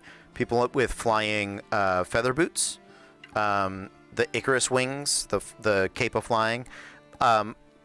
Flying transportation is prevalent and especially among the wealthy, or at least the transporting, right? So there's probably not a lot of independent vehicles. So like the carpets, the boots, the wings, those things probably not. But there's a lot of mounts, and there's a lot of barges and bridges. So you guys are in motion. You can try to jump onto a bridge if you want. You can try to jump onto a different cab. You can. You got lots of options. Like, well, what do y'all want to do? I can fly, so I'm not really worried about it, but I can't take anybody with me. I can drive, and I can obscure them for a second. I have ways to obscure us and others. I have a high deck, so I could jump, but that's about it. I could also Let's try try- to set the wings of their vehicle on fire. That sounds fun, but they might crash on top of us. Okay. Well, Still. hold on. Okay, so let me try to get us out of here first. So I'm gonna go in.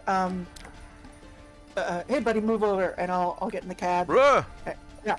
And before I do, I'm casting fog cloud Okay. Oh. at the other ship, Okay.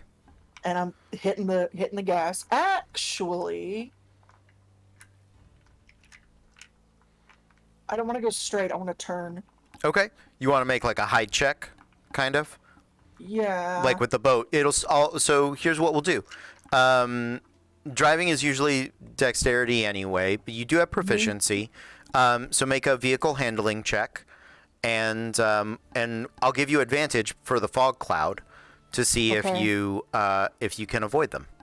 Okay. So Can I inspire her? You Give her absolutely can inspire her. Yeah. Bardic inspiration. Insert inspiration here. Did- That just means all I needed.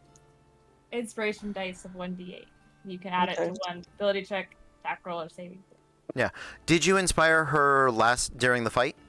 I thought we switched that out so I can move instead. I Okay, only had one sounds good. bonus action. Well, you don't need to use the bonus action to move. So if you said you did it, she can use that one. I know it lasts Oh, 10 minutes, okay. but I'm gonna waive that duration because it's a one shot. Where you might Okay. as well get the use out of your stuff. So She can also add it after seeing the roll. So if you want to save it, just before he tells you the Yep, outcome. I'm using it. Cool. 15, a dirty 20. dirty 20, nice.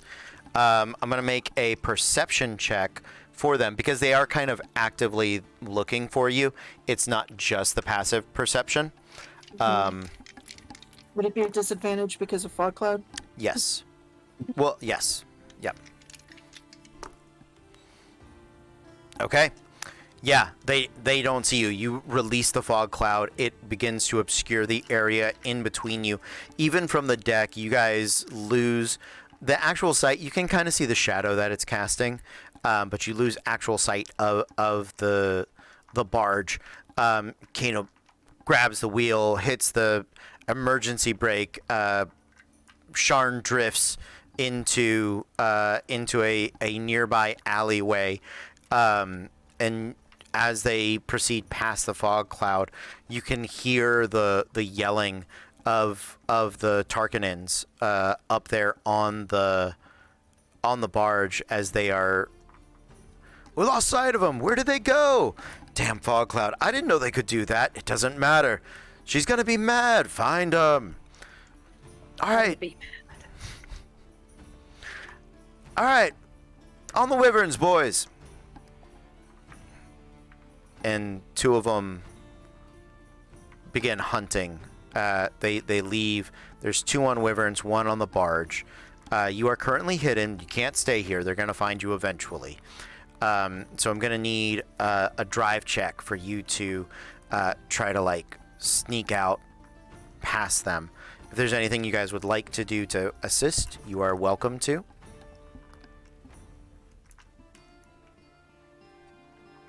You said that one of them's still on the barge, Yeah. and there's two of them on wyverns. Can we see them?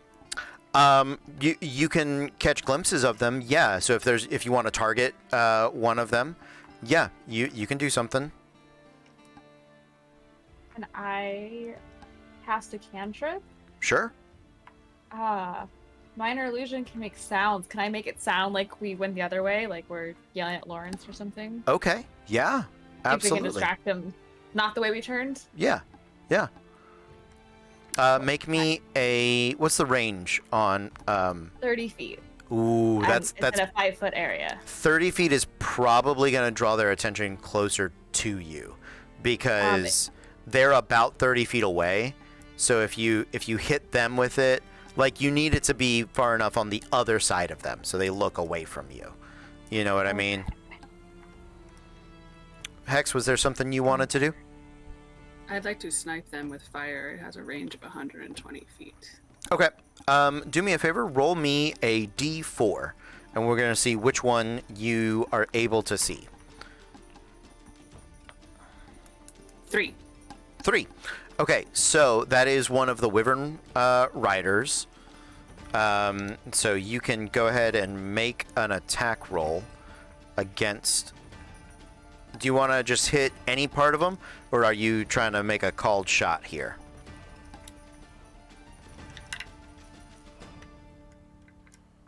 Give me just a second to look at an ability. Okay.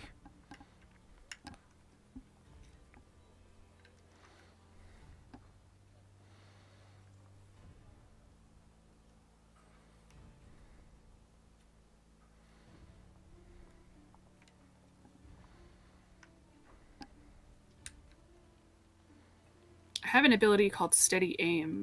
Okay. It's a bonus action, and it gives me advantage on my attack roll. Cool. Sounds good.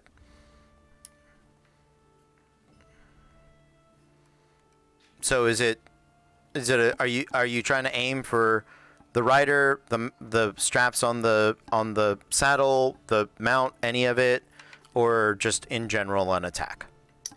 I'm going to try to hit one of its wings. Okay. All right. So yeah, roll with advantage. It basically does a TIE fighter, like spirals out. Okay. Sounds good. Roll with advantage.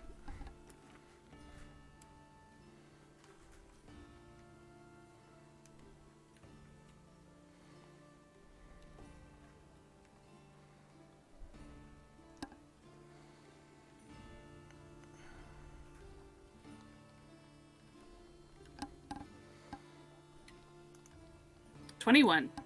Yeah, 21 is gonna hit. You're gonna hit that wing. Go ahead and roll damage on it.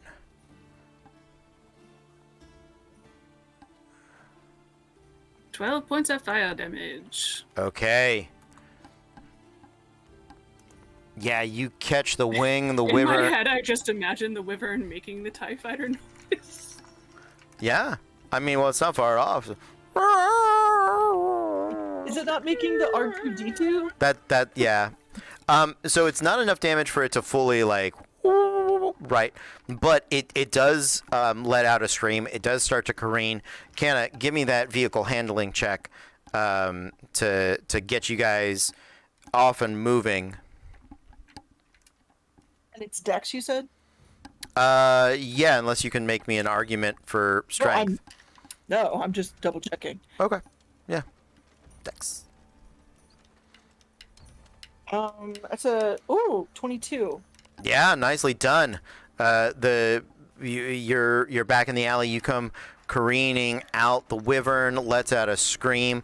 The other two things are chasing you. The third wyvern is alive enough to keep chasing you, but they are you basically slowed it down, like put it so far back, doesn't have a real chance of like catching, right? So the attack was effective. The barge and the other wyvern are following you through this alley. You guys are diving, are ducking between the bridges, under and over. I'm gonna need another drive check from Canna. I need anything else you passengers are doing to help out. Let me know. I'd like to attempt another snipe. Yeah, go for it. Snipe away.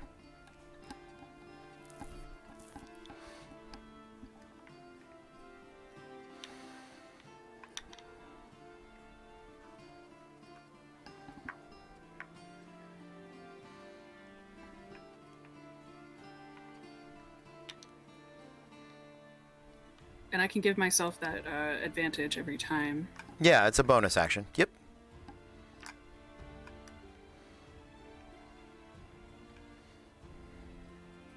$17. 17 does not hit. It splashes against one of the bridges as the 3/4 cover, just with all the debris and stuff that is in the way. But that is enough to kind of the wyvern didn't roll great on its flying check, so it's starting to lose pace. But that other barge driver, he is a pro driver on this barge. Althea, anything you got? I was trying to look up stats of a crossbow that said I had, but I don't have it in the thing. But I don't feel like that would be enough of a range anyways, huh? Crossbow range is really good. I'll let you make the attack roll with it.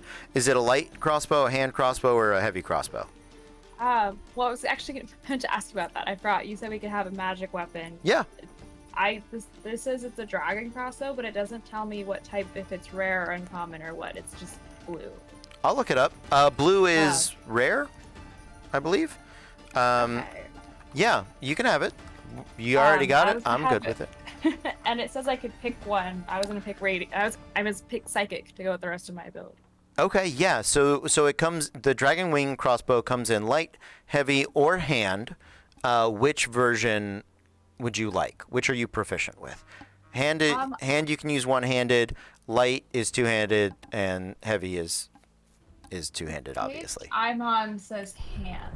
Hand, nice. Hey, Moswadorino, thank you for continuing your sub. You're awesome. Much appreciated. Okay, so it is a d6 of damage and an extra d6 of psychic damage. Oh. Sounds good. Yeah, go ahead and make your attack roll.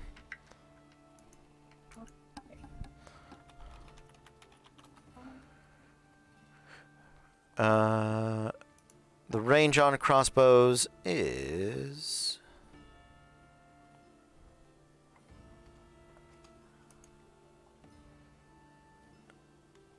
120. Okay. Cool. Yeah, 120 at disadvantage. So, but they are getting pretty close. So, I did a drive check. yeah. Natural 20 for 24. Nice. Okay. I will give you a choice, Kana. Let me see what this attack roll is, and then we'll jump. I'm still trying to figure out how to add it to my sheet so I can see what it is. Manage. Oh, there's the. All right, we're good. Oh, did bad. I push buttons. I touch buttons. I did the thing. Will you work now? Will you do the things now? Can I use you now? Please. Okay. Oh, wow. Okay. Now that I have buttons.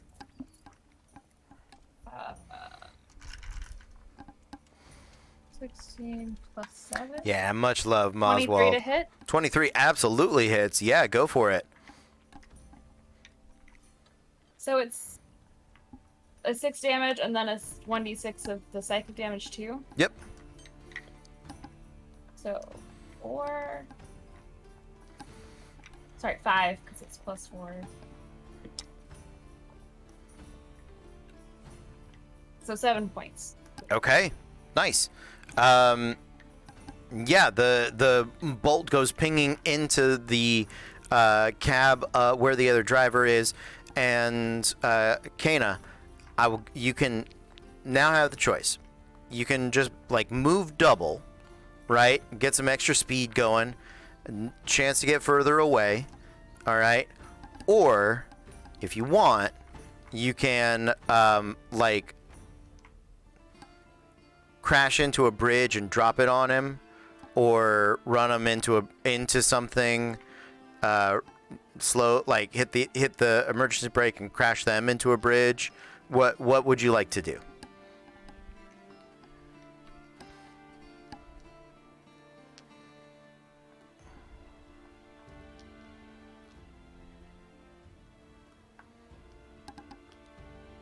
Can't hear you. Sorry. I'm sorry. You okay? Can I? Yeah. Yeah, if you need a moment, go for it. I'll be right back. I'm so sorry. You're all right. While Kana's taking care of that, you know what? It's a good time. Let's take a short break. We're going to do a 10-15 minute break. We're going to come back. We'll go to about 11:30. And when we get past this, our heroes will face off against the Blood Witch. So we'll see you guys in just a few minutes. But until then, stay tuned. Welcome back, everybody. We are Random Encounter Productions. I'm Cody Stone. With me tonight, we have... Polygon Jin Fucks. And I'm Meg, playing, who am I? I'm Kana? Yeah, the Storm Barbarian.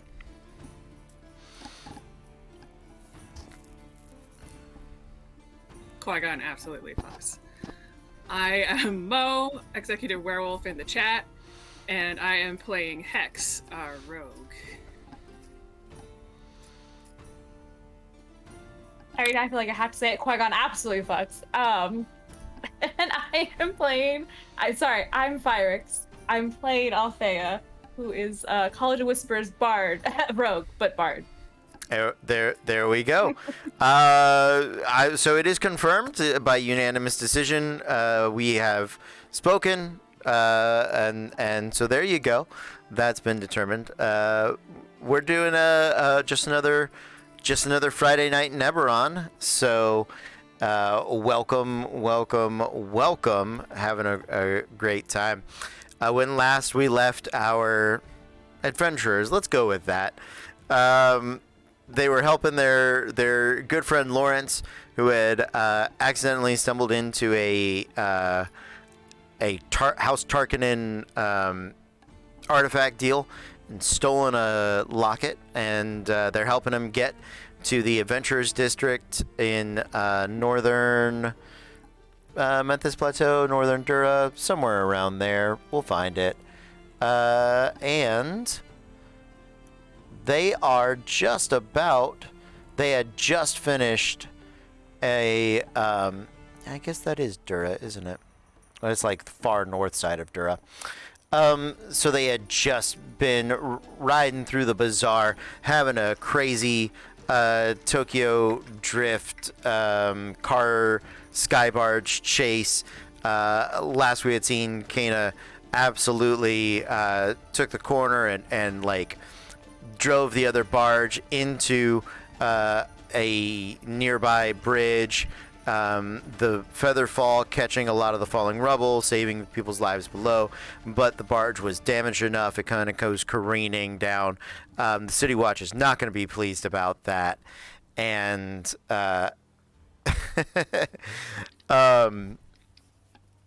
and you guys have made it right. Yeah, we pay taxes. That's what this is for, right? Yeah, exactly. Improve the infrastructure. Yeah, city planning, right? Yeah. I discovered how we're all friends now. I pay for theirs. You pay for their mistakes. Exactly. Well, all of our chaos, unanimously. Yeah, but you know, if you went to your higher ups and was like, "I killed some Tarkanins," they'd be like, "All right, cool. Well, we'll this will be a Tarkanin write-off on our books for the House of Shadows. Yeah, for House Fiolarn. Yeah, let's do it." That's right. This is Arclight. Yeah, this is your territory, my dude. Different country though. So luckily, yeah, your taxes go to. This is Breland, so different country, but not a problem. Somewhere Arclight stares up. No. No.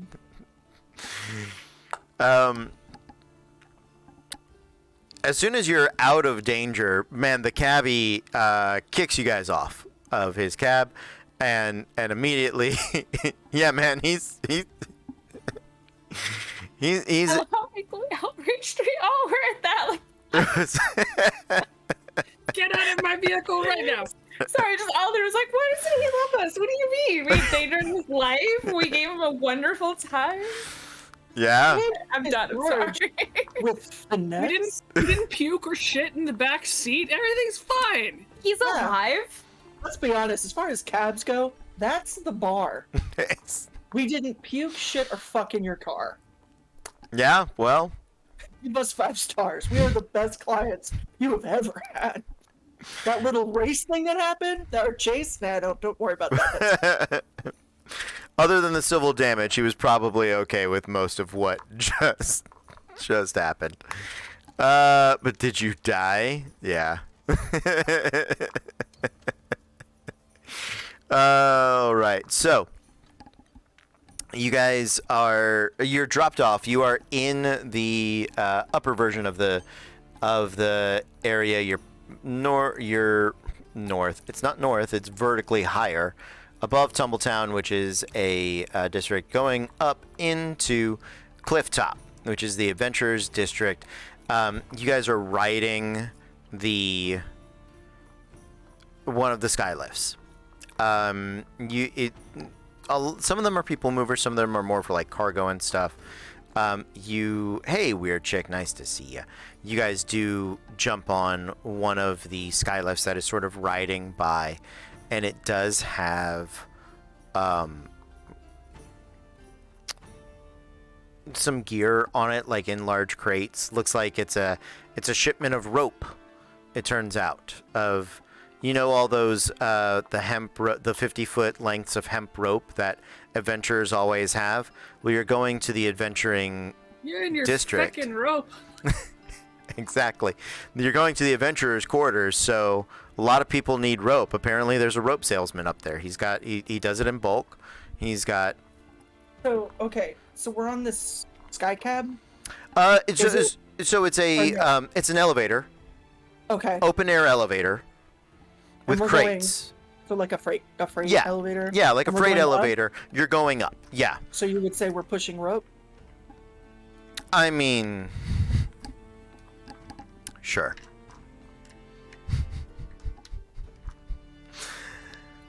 A long walk to get there, but well worth the journey. Nicely done. Oh, boo.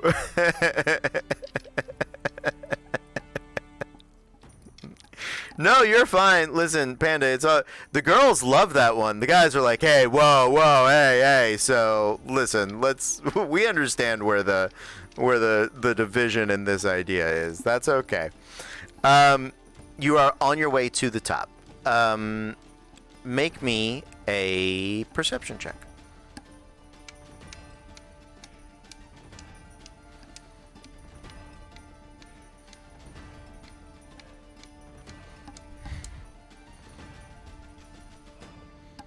That's a 1. I see nothing.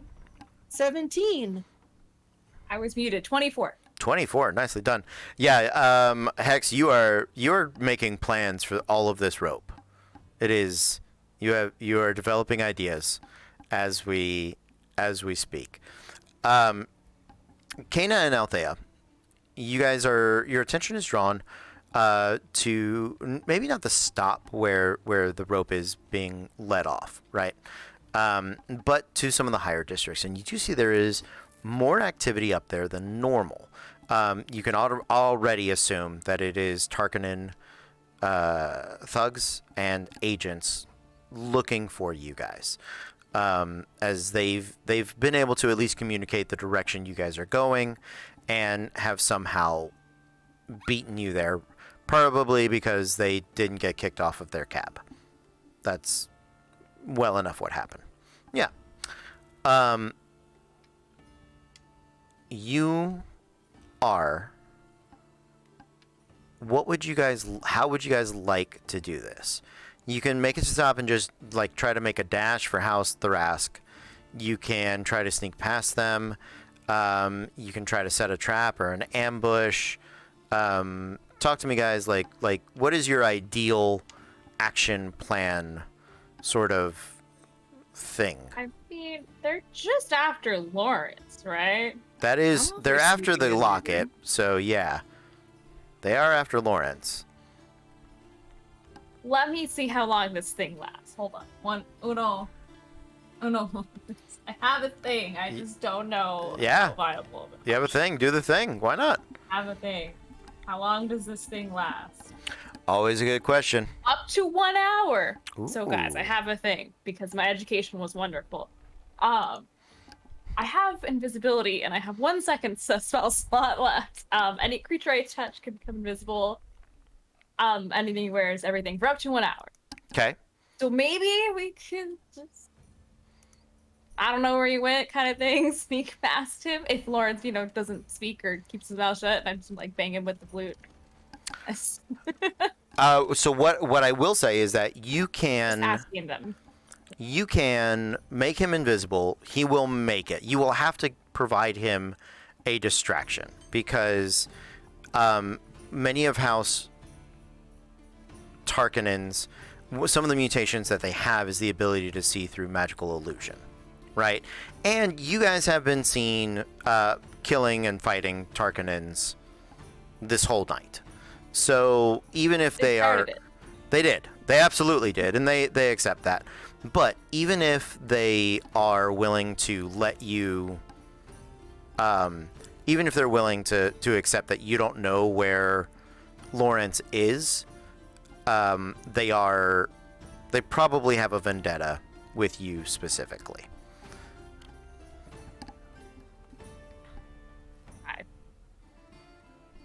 Any other That's ideas? fair. I mean, I wouldn't mind sneaking and ambushing. Okay. I'm good at sneaking. Me too, I think. Yeah. Yeah, me too. I'm not great at sneaking, but the ambush is about all I got. Give me Okay. the distraction for the sneaking. I would absolutely love to. Okay. So Kana's gonna create a distraction. You guys are gonna sneak in behind and try to ambush. Do you guys want to ambush, or in theory, I can distract and hold them while you guys move Lawrence? How many are there? Yeah, that was my note. Yeah. So there are a wide variety throughout the area. The ones you're really worried about are the Blood Witch, and She's there? yeah, she's there. Oh, That bitch. well. That Okay, so we're bitch. fighting. Yeah. So the Blood Witch is there, and it looks like if your ambush goes well, it would be the Blood Witch and 2 people. Okay, her like hanger-ons. If it goes poorly, there will be extra thugs and like lesser people, lesser agents of House Thrask. Okay. So. Okay. I can cut her off. I can cut like her and 2 people off. Okay.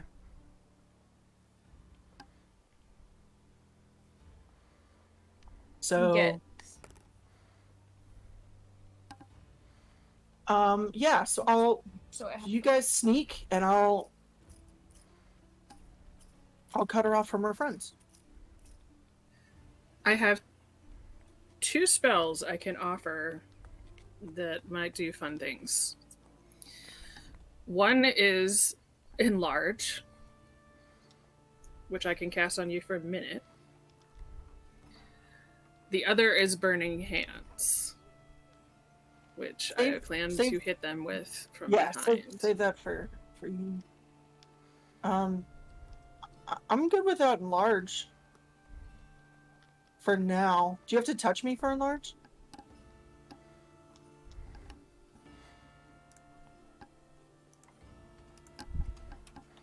I have to be able to see you. Here's the thing. I feel like if I wander out there like post-credits Ant-Man, they're gonna know something's up, as opposed to, oh look, the chick with anger issues is picking a fight. That's true. if things go poorly and we have a lot of thugs, I do have fear. So do The I. spell, not myself. Oh, okay. So, Can keep Enlarge in my back pocket and maybe use it later. okay. Just say that I can use that as like a last resort if there's too many of them, because that's every creature must succeed. Ooh. So Okay. in the cone, so you guys would be safe. But yeah, This Just was your end goal all if the we time. really fuck it up that bad, if we that bad, we could just have Okay. their worst nightmares in front of them. Be fine. All right, so you guys good to sneak? Yeah. Okay. Kana, I'm you also gonna pull on my robe of eyes. I meant to do it earlier, but I didn't state that I did, so I'm just gonna state for the record that I put it on. sounds good. You have to do that away from me, or else she'll just start.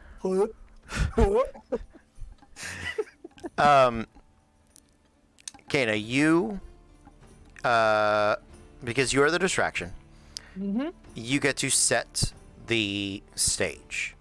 Okay. Do you want to do this in front of a building, on a street, across a bridge, from a level lower? Do you want to ride up an elevator on the tower that they're on? What sort of entrance of a distraction does Kana want to make? I figured we were just on the street, like in front of the buildings. You can be, yeah, absolutely.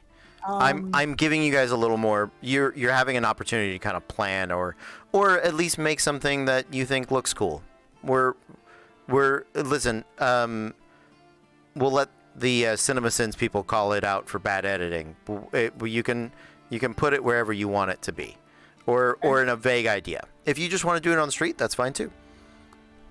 Because I want to give them a chance to like be able to hide places. Yeah, absolutely.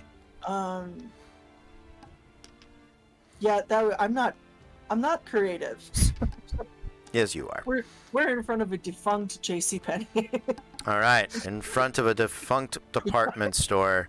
Like, there's no one in front of us, just empty mannequins staring out the windows.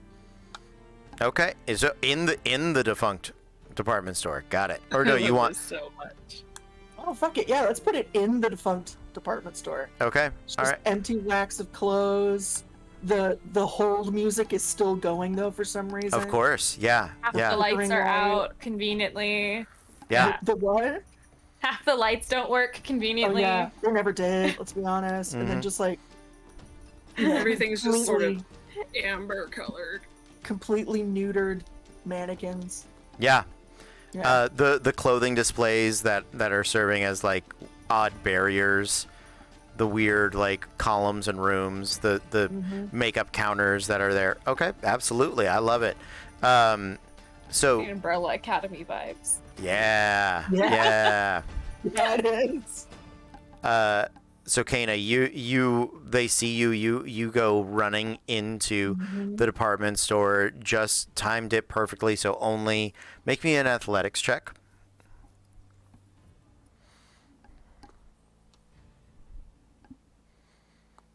Okay. No, we'll just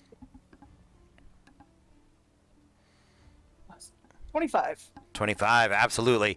Yeah, you time it perfectly so that when you go running into the department store, the only the Blood Witch and her right and left hand. I'm adding the shopping mall. I'm playing the shopping mall now. You're welcome You guys for wanted this. to go to the mall. We did. I will. Or don't make me find the Yuletide mall. I'll do it anyway. Don't do that, please. Okay. Vice versa. You lead them in there. Okay. You're standing. Where are you standing? Like apparel, makeup, and perfume. Definitely by the perfume counter, because that is an AOE of noxious gas behind me. It's been cleared never out, but it dissipated. lingers. It definitely lingers it. on the senses. Has it? Yeah. Yeah, yeah. I will now take stealth checks from Hex and Althea. They're just the mannequins. I have been waiting all night. Mm-hmm. Mm-hmm. So 26, Okay. but I have cunning intuition, so I get to add a D4. That's right. Health check. Not that I really needed it, but That is what it's for. I get it. Yeah, if I was a Mark of Shadow Elf, I would want that too. 6, 3, 7, 8. 29. 29. Nicely done. 24. You out-stealthed the rogue. Oof. The Mark of Shadow does help, for sure. All right. You guys are perfectly hidden. Where would you guys like to be hidden? You want to be hidden just behind counters?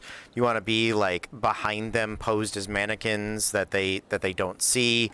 Do you want to be like river tamming up on the roof above them?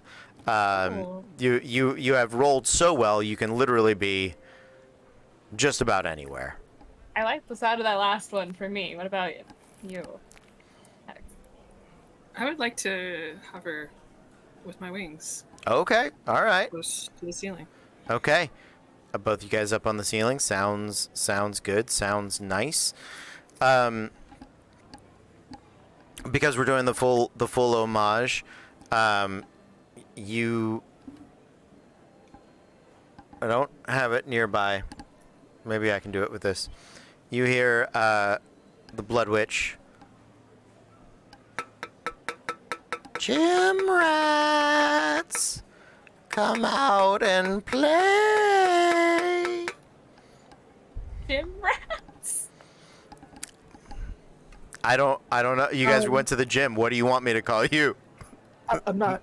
I can't argue. I wasn't complaining. Just Prayers at the iron altar. Come out and play. It doesn't have the same ring to it, right? Thank you, Weird Chick. If you don't know, we're doing a Warriors homage, which is the one like weird dude with the bottles on his fingers. It's one on each finger. Clink, clink, clink, clink. Warrior. That's what it is. But calling us warriors is just an insult to warriors. Yeah, I mean, and the warriors in that film. Yeah, yeah, a little bit. just an F you on the floor in front of her. No. So the Blood Witch is doing the come out and play. Kana, you stand up. You're there in the middle of the counter. Hex, Althea, you have surprise. So everybody roll for initiative. Ooh, I want to sneak attack so bad. The rogue's moment has come. Yeah. 15. Okay. 18. Okay. 7. Okay.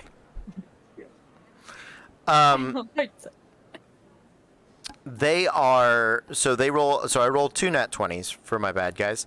But here's the deal: they are surprised, so they don't get actions or anything this turn. You guys do. So, if I am not mistaken, it is the same order as before: Althea, Hex, Kana. Mm-hmm. Right. I thought Hex rolled higher than me. Oh, did you, Hex? Okay. So Hex. I rolled an 18. Yes. Hex, you are up first. What would you like to do? Can I sneak attack? You absolutely can, yeah. How would you like to sneak attack? I would just like to dive bomb them from above. Okay. Go for it.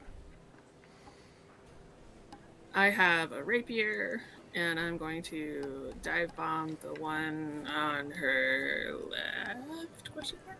Okay, sounds good.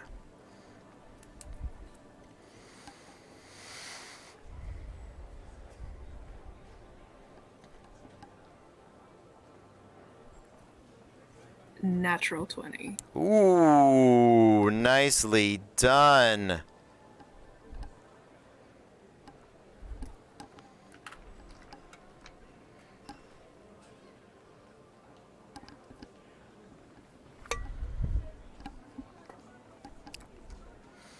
Hit them all with a mannequin.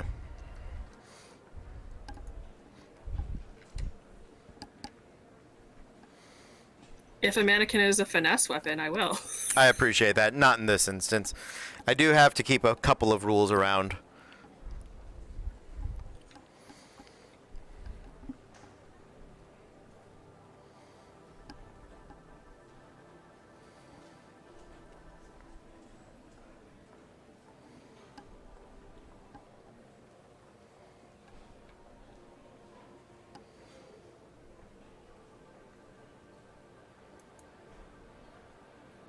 15 points of piercing damage. Ooh, nicely done. 15 points of piercing damage. Anything else?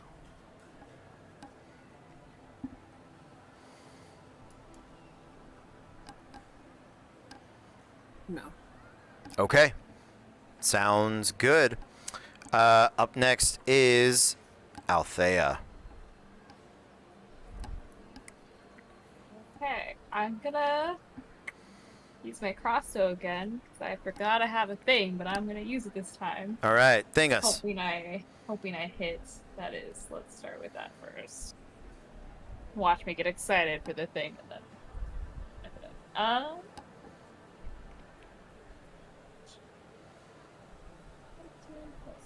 22? 22 absolutely hits. Yeah. Cool. So, on that, because it hits, I forgot I have a feature. With Psychic Blades, when I hit a creature with a weapon attack, I can use one of my Bardic Inspirations to deal an extra 3d6 psychic damage. Nice. I can Yeah. only do it once per round, but I'm going to do that, so I get to roll a lot of damage. Fantastic. Let's do it. So that witch in particular, because of the house. Yeah. So I believe it's what, like 5d6 total? One for the hand crossbow, Yes. one for the psychic ability on the hand crossbow, plus 3. It's a total of 5. Yeah, nicely done. Plus the 4 at the end. Yeah. Okay, I only have 4 d6. We'll have to roll one of them again. This one was psychic. Okay. Oops. I'm bad at math, guys. Hold on. Say them out loud. I'll add them up. 5, 3, 2, 3, and 6. 19 plus 4 is 23. F that woman in particular. There we go. Which one? The Blood Witch, the one on the left, or Yeah. the one on the right? The Blood Witch. Blood Witch. And Okay. a lot of that was psychic damage, so Absolutely. Yeah. she has lots of trauma. It does. The pain comes searing into her brain, and she lets out a curdling scream. Kana, you are up. Do I need to cut them off from the rest of their people, or are they set? You in this store, you guys are set. We can say that you're blocking the exit if you want. Absolutely.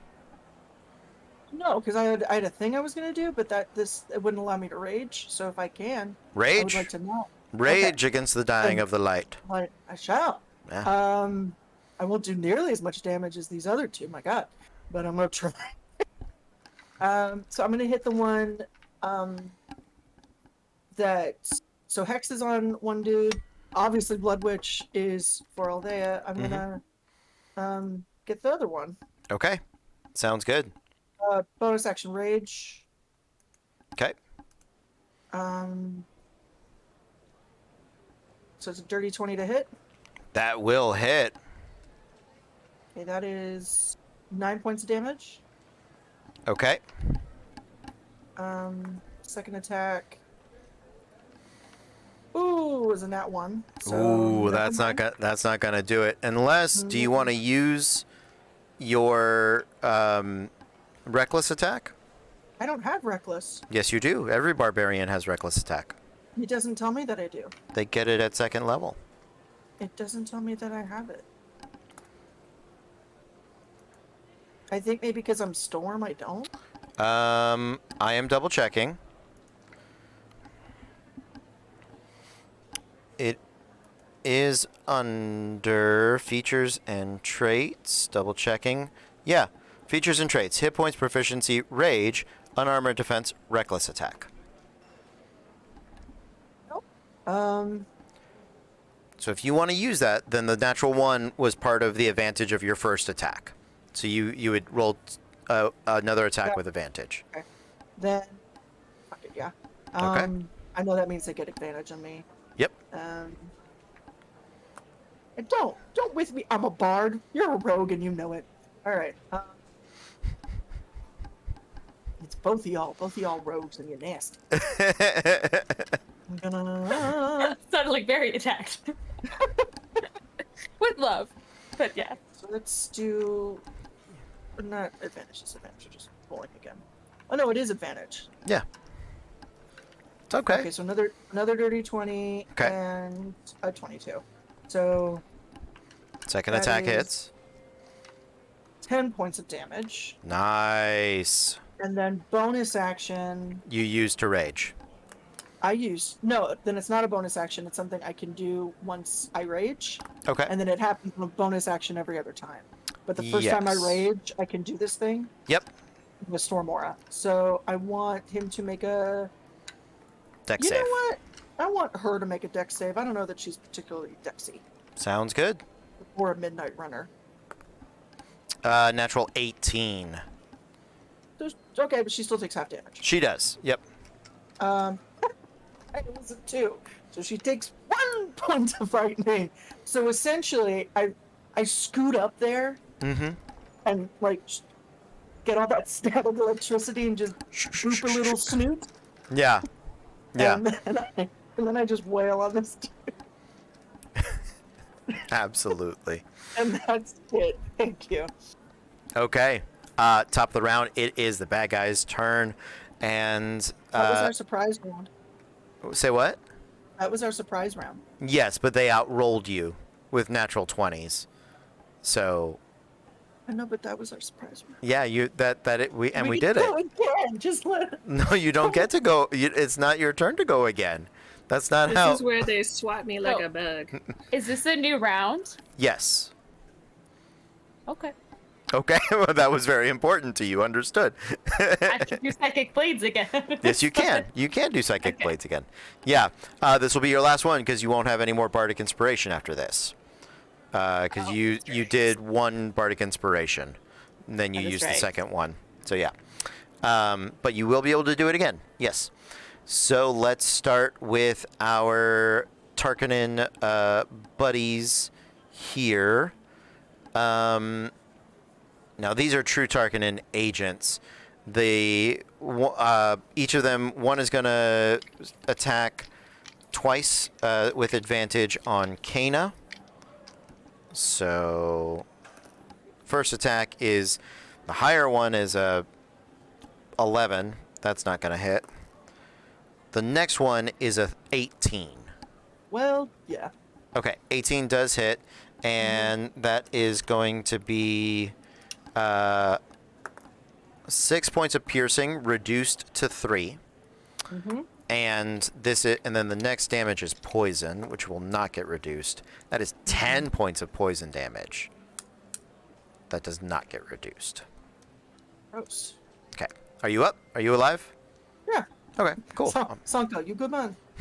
Exactly. I'm good. Just I'm good. Got to double check. Yeah.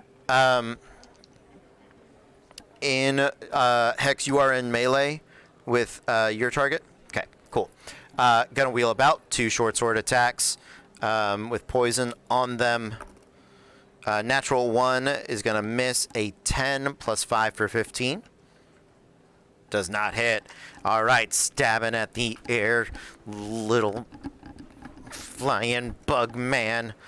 Just can't get him. And up next is Blood Witch time. So they are going to... Right, forgot they could do that. That's okay. Ooh, maybe we do this. Maybe we do that.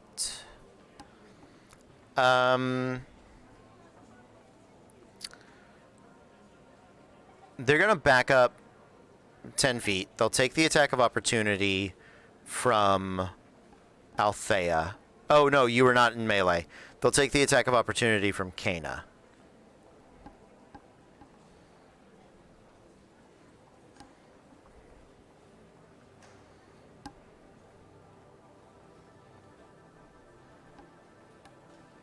$26. Yes, that'll hit. 6. Okay. 6 damage. I would like you to make a dexterity saving throw. Is this something I can see? Yeah, hellish rebuke. Yeah, go for it. So advantage. Yeah.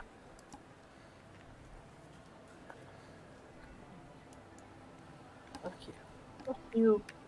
Fuck you so hard. It was a 1 and a 2. So Oh, answer 3. the big old 3. Ooh, they cast this at a high level.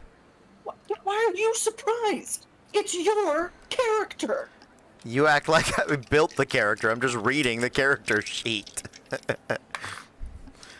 My goodness, look at the spell that they're upcasting. My. And there it is. That's what I was looking for. That is 14 points of fire damage. Didn't roll great. Did you not? That sucks for you.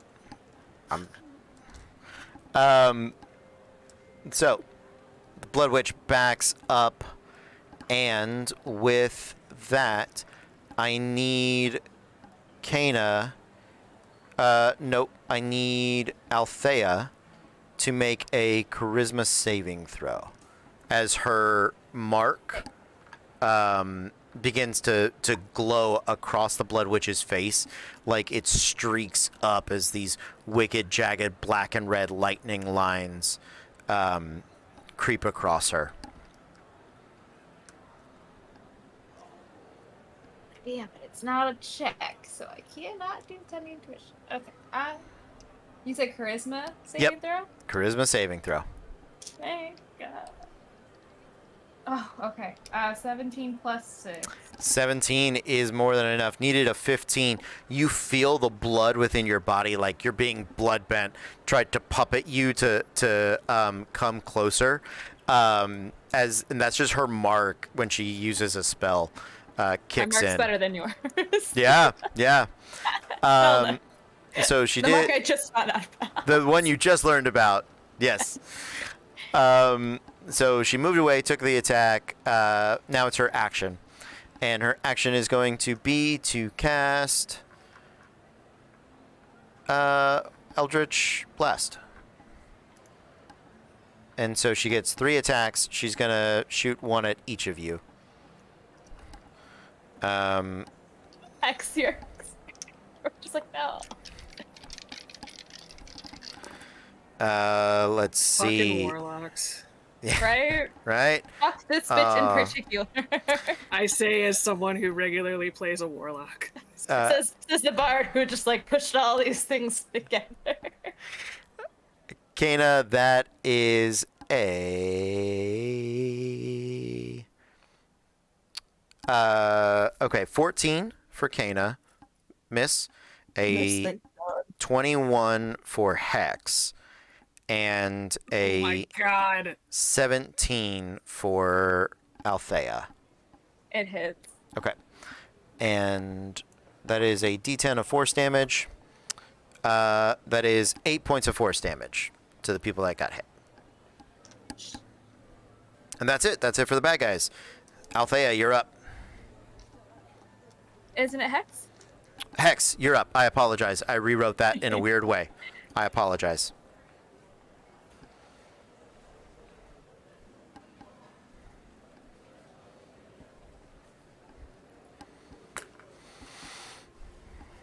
Okay. How? First of all.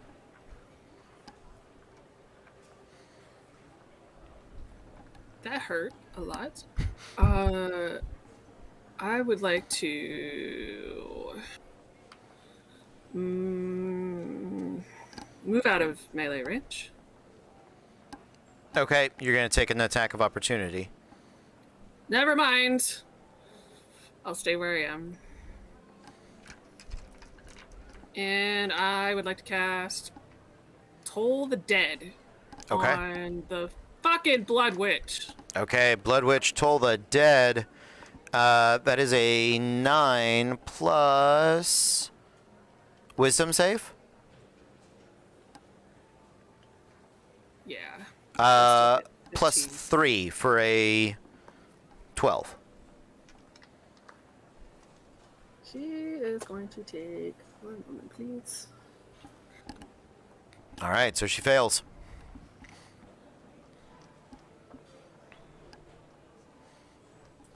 And she's already missing hit points. She is. So she's going to take 2d12 necrotic damage.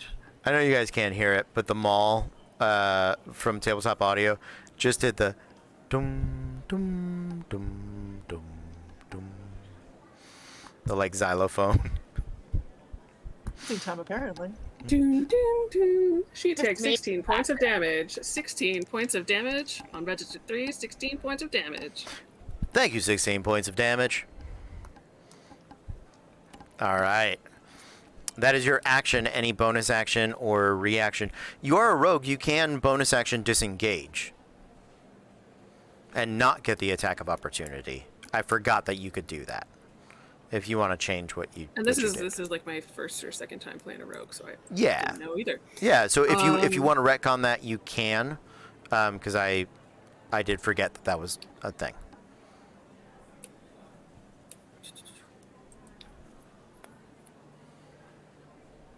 Sure, let's do that. Okay, so you're gonna bonus action disengage, and then what would you like to do with your action?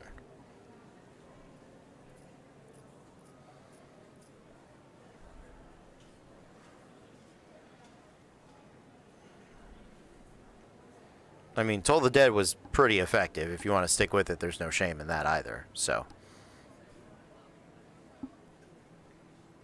Oh, can I cast it again? no. I am going to... if there is a clothing rack nearby, I'm going to hide in it. Okay, so you bonus action disengage, and then you can use your action to either do the Toll the Dead damage that you've already done, or hide. That's what you're looking at. No, I'm going to do my Toll the Dead damage. Okay, cool. Toll the Dead done.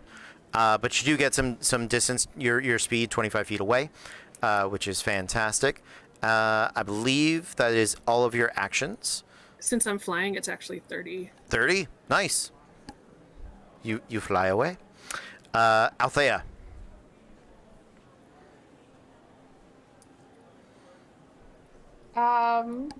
How damaged are you, Kina? Like, how hurt are you? I am so fucked. Okay. As much as I want to have really cool crossbow moments, I feel like I should Have use cool the crossbow only moments, man. only helpful spell I got is I do have healing word, and a lot of first level spots I haven't touched. So Healing word is a bonus. Yes. Is so it? you, Yes, yeah. it as is. a spell. As Yep. someone who's been casting it almost on the regular, let me tell you. Oh, that it's a bitch is bonus this action. action.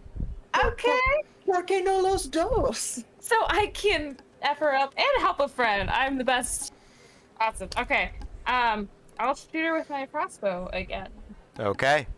Ooh, My special psychic, mean wounding. Yeah. Yes. He says mean words to you as I shoot you. Yep. So it's when you hit. Okay. Ooh. 12. 12 does not hit. AC of 15. Damn. All right. I had too many good rolls that time, but I can still heal Brand. Yes, at you can. least. Regain 6 points to 1d4 plus my spell. Ability.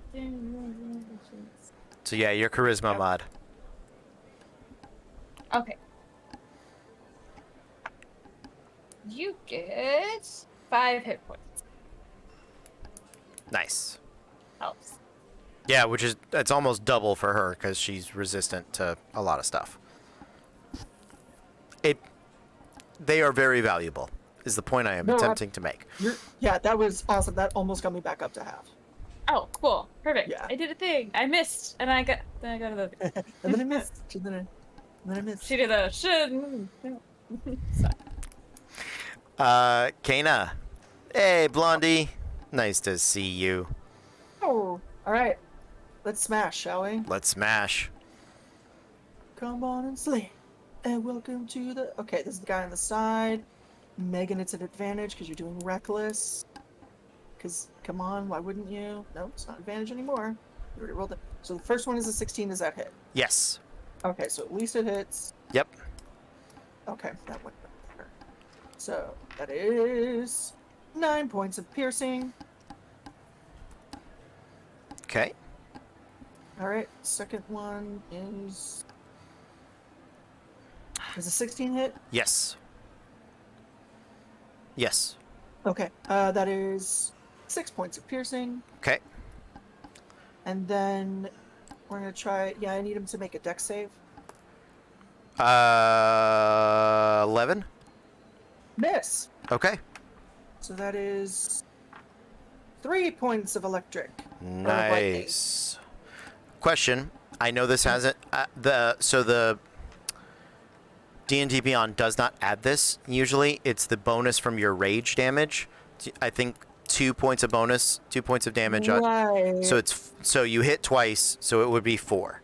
So Yeah. I got that. Okay. That's so stupid. D&D Beyond. That is stupid. Yeah, for being as intuitive, like as encompassing as you are, that doesn't. Yep. And I haven't played a barbarian in ages, so I apologize. But thank you.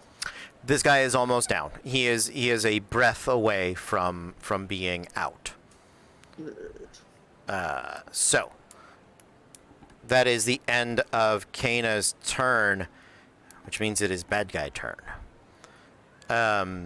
The one that was fighting Hex is gonna shoot at you, and is going to shoot at you with its firebolt cantrip, because it can firebolt if it wants At to. me? It can, yes, yeah. Ooh, nope. It's gonna chromatic orb. It can do it once. Cool. It's gonna power up a fiery chromatic orb. And it rolled a 6 plus 4 for a 10. That very big fiery chromatic orb just goes, yeah, spitting on by. Kana, I do need you to make a DC 12 Constitution saving throw. However,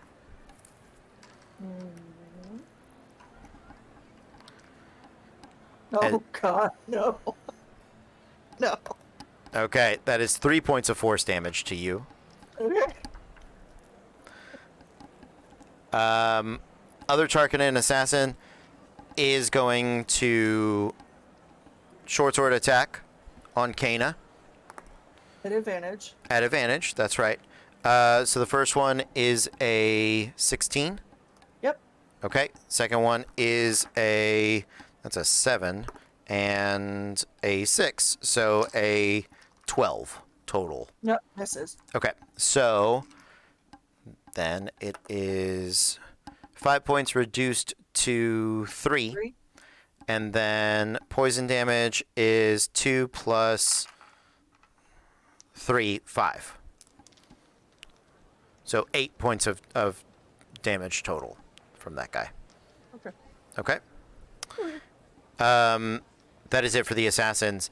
The Blood Witch is going to level her. She's going to cast Scorching Ray at 3rd level at Althea twice, and at the other two once. I feel like I struck a nerve. She knows a mark when she sees one. Natural 19 and a natural 4. Natural 4 is going to miss. And then for Kana, that is a natural 6. That's going to miss. And natural 7 plus 7, 14 hex. Okay, that's fine. Good. Would her thing be at advantage? I think it's just melee attacks. It might be all attacks. I didn't roll it. I'm fine with it. I want to keep moving. Okay, sorry. No. That's me resisting my D&D urge to stop. That is 5 points of fire damage on Althea. I believe that's the only person that she hit, right? Yep. And Althea, I need another charisma saving throw. Okay.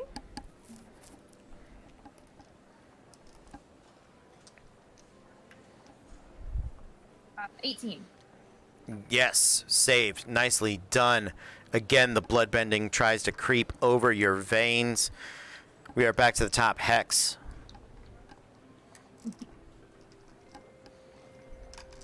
Once more, toll the dead. All right. Blood Witch. Yes. Blood Witch. Natural 1.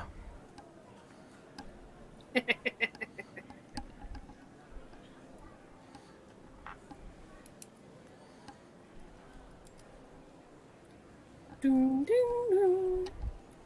Price check on damage, 10. Price check on damage, 10. Nicely done. All right. She's only got 10 points left. Anything else? Hex. No. Okay. Sounds good. Althea.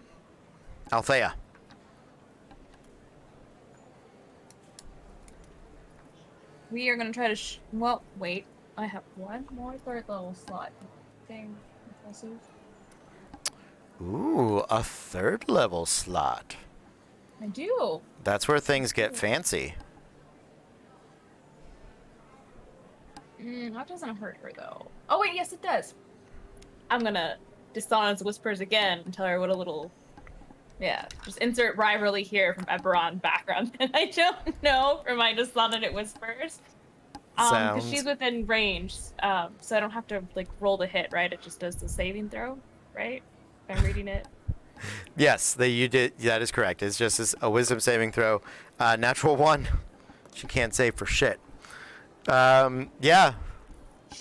3d6 psychic damage. 5 d6 at third level. Is it really? Yeah. It says third level. I'm looking at your sheet.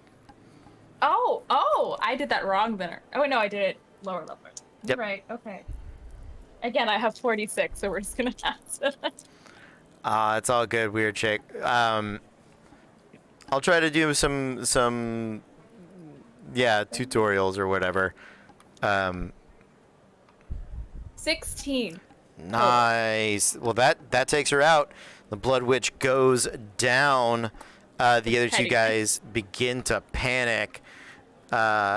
Anything else, Althea?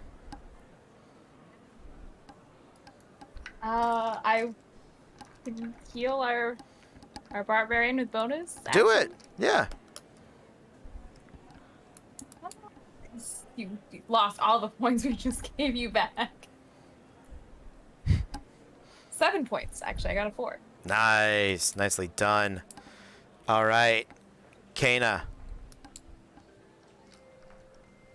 It's the guy that's in front of me. I'm gonna hit him again. All right. Going reckless. I'll let you know, he might be able to be taken out by the lightning. He's that low.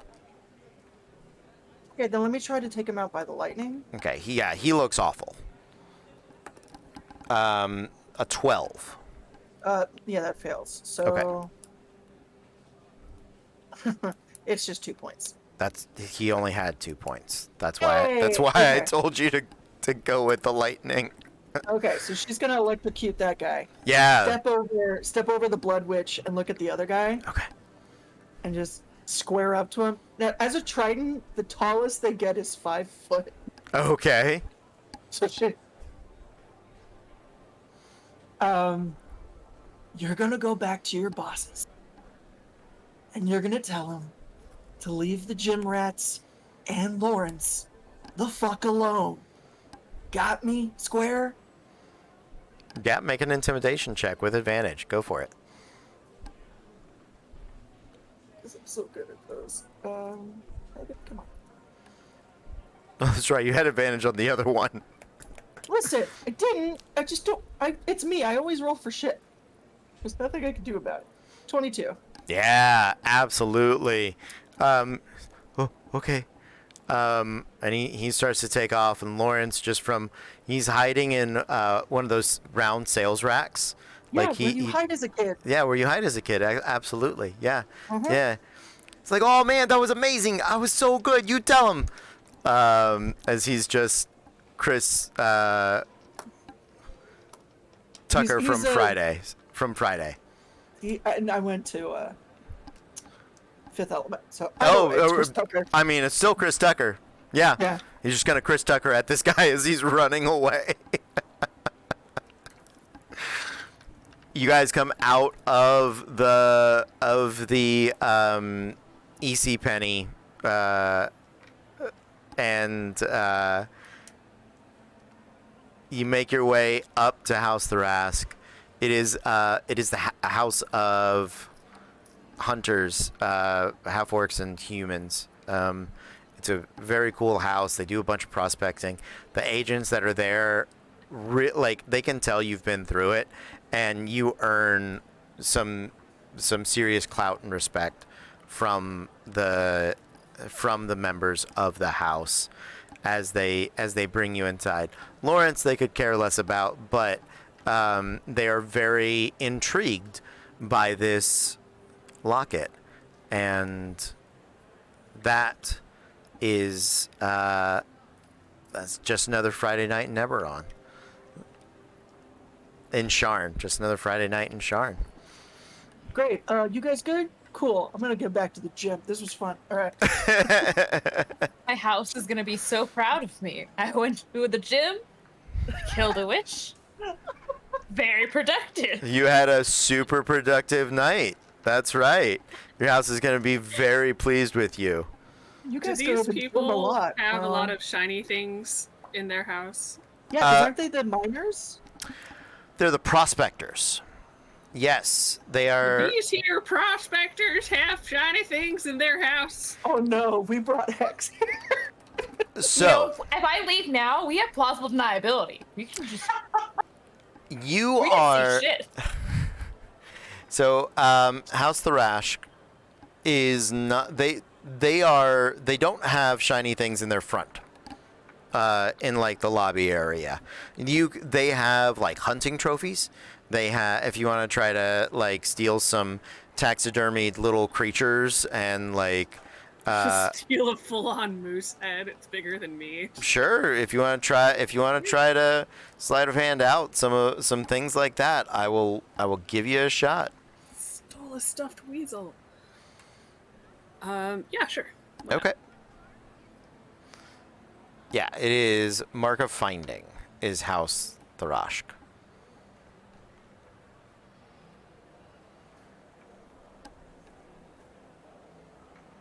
I rolled ridiculously high. I just need to see what I add to it. Okay.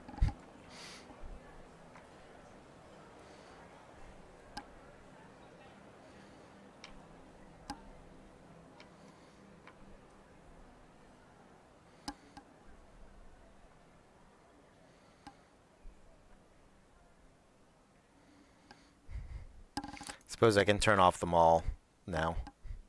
Yeah. I'm terrified to see what this number is going to be. Oh, I'm so excited. This is great. Excited and scared. The honorary rogues, just like, so proud of you. Yeah. What was that? What was the sleight of hand before? It was like a 32? Something like that, yeah. Because I don't know. As rogues. Because D&D 5e rogues. Because rogues, man. Because rogues. It's a 31. They don't even see me do it. I will say it needs to be something smaller than you, but you do walk out with many a House Thrash trophy. Little house emblem mark, maybe like some letterhead, some coasters. Yeah, absolutely. You come out of there with I would like to make off with at least one taxidermied animal. absolutely, yeah, a little jackalope. Yeah, absolutely. Awesome. Yeah. Nicely We're gonna done. put that back over the rebuilt bar in the gym. There it is. Yep. Yeah, I now imagine it to be like in Bob's Burgers when he joins the frat and they have the iguana. the iguana. Beta. Yeah. Yeah. So, Yeah, you have to. Yeah, if you are a member of good standing in the gym, you have to drink out of the jackalope's ass. or mouth. You do have the option. Do you though? I mean, we look down on you if you don't. If you're a member in bad standing, you have to drink out of its ass. Oh, that's the good part. Okay. Well, friends, this is where we're going to say good night. Thank you guys so much. I'm going to take a quick moment, double check the Discord. If you guys have any suggestions on who to raid, we can send some people out there. Are any of you back tomorrow at 2? Meg is back It's with us. 2? Okay. Is that all right? Yeah. Yeah. Yeah, I'm still good. I just didn't. Are we doing our mask game tomorrow? We are going to do the mask game tomorrow as well. Yes. Yes. Because of Carla Hota. Yes. So I'll be there for that. that is awesome. So yes, we have. I'm letting them know. Call time tomorrow is 1:30 p.m. Eastern. Show at 2. So there we go. Super excited about that. Raid who? Who should I raid? I will raid any. You tell me who to raid, because this is the part of the being a good streamer I have not figured out yet. So yes. Who? I'm trying to decide. I'm trying to figure out how to decide. Because is Critical Dice? oh, is he? Let's find out. He had a game tonight. Hold on, it was in the. Dead Man is on. Yeah, let's raid Dead Man. We love Dead Man. Oh, yeah. Okay. Yeah. Is it Dead Man? Is that his handle? Hold on, I'm looking it up. Yeah, please make sure that I do this correctly. Yes, Deadman89. Yes. Deadman89. Thank you, Weird Chick. You are fantastic. Prepping the raid. Thank you guys so much. Hope you guys have a wonderful night. We're going to be back tomorrow. Tomorrow I'm doing a double header. It's going to be awesome.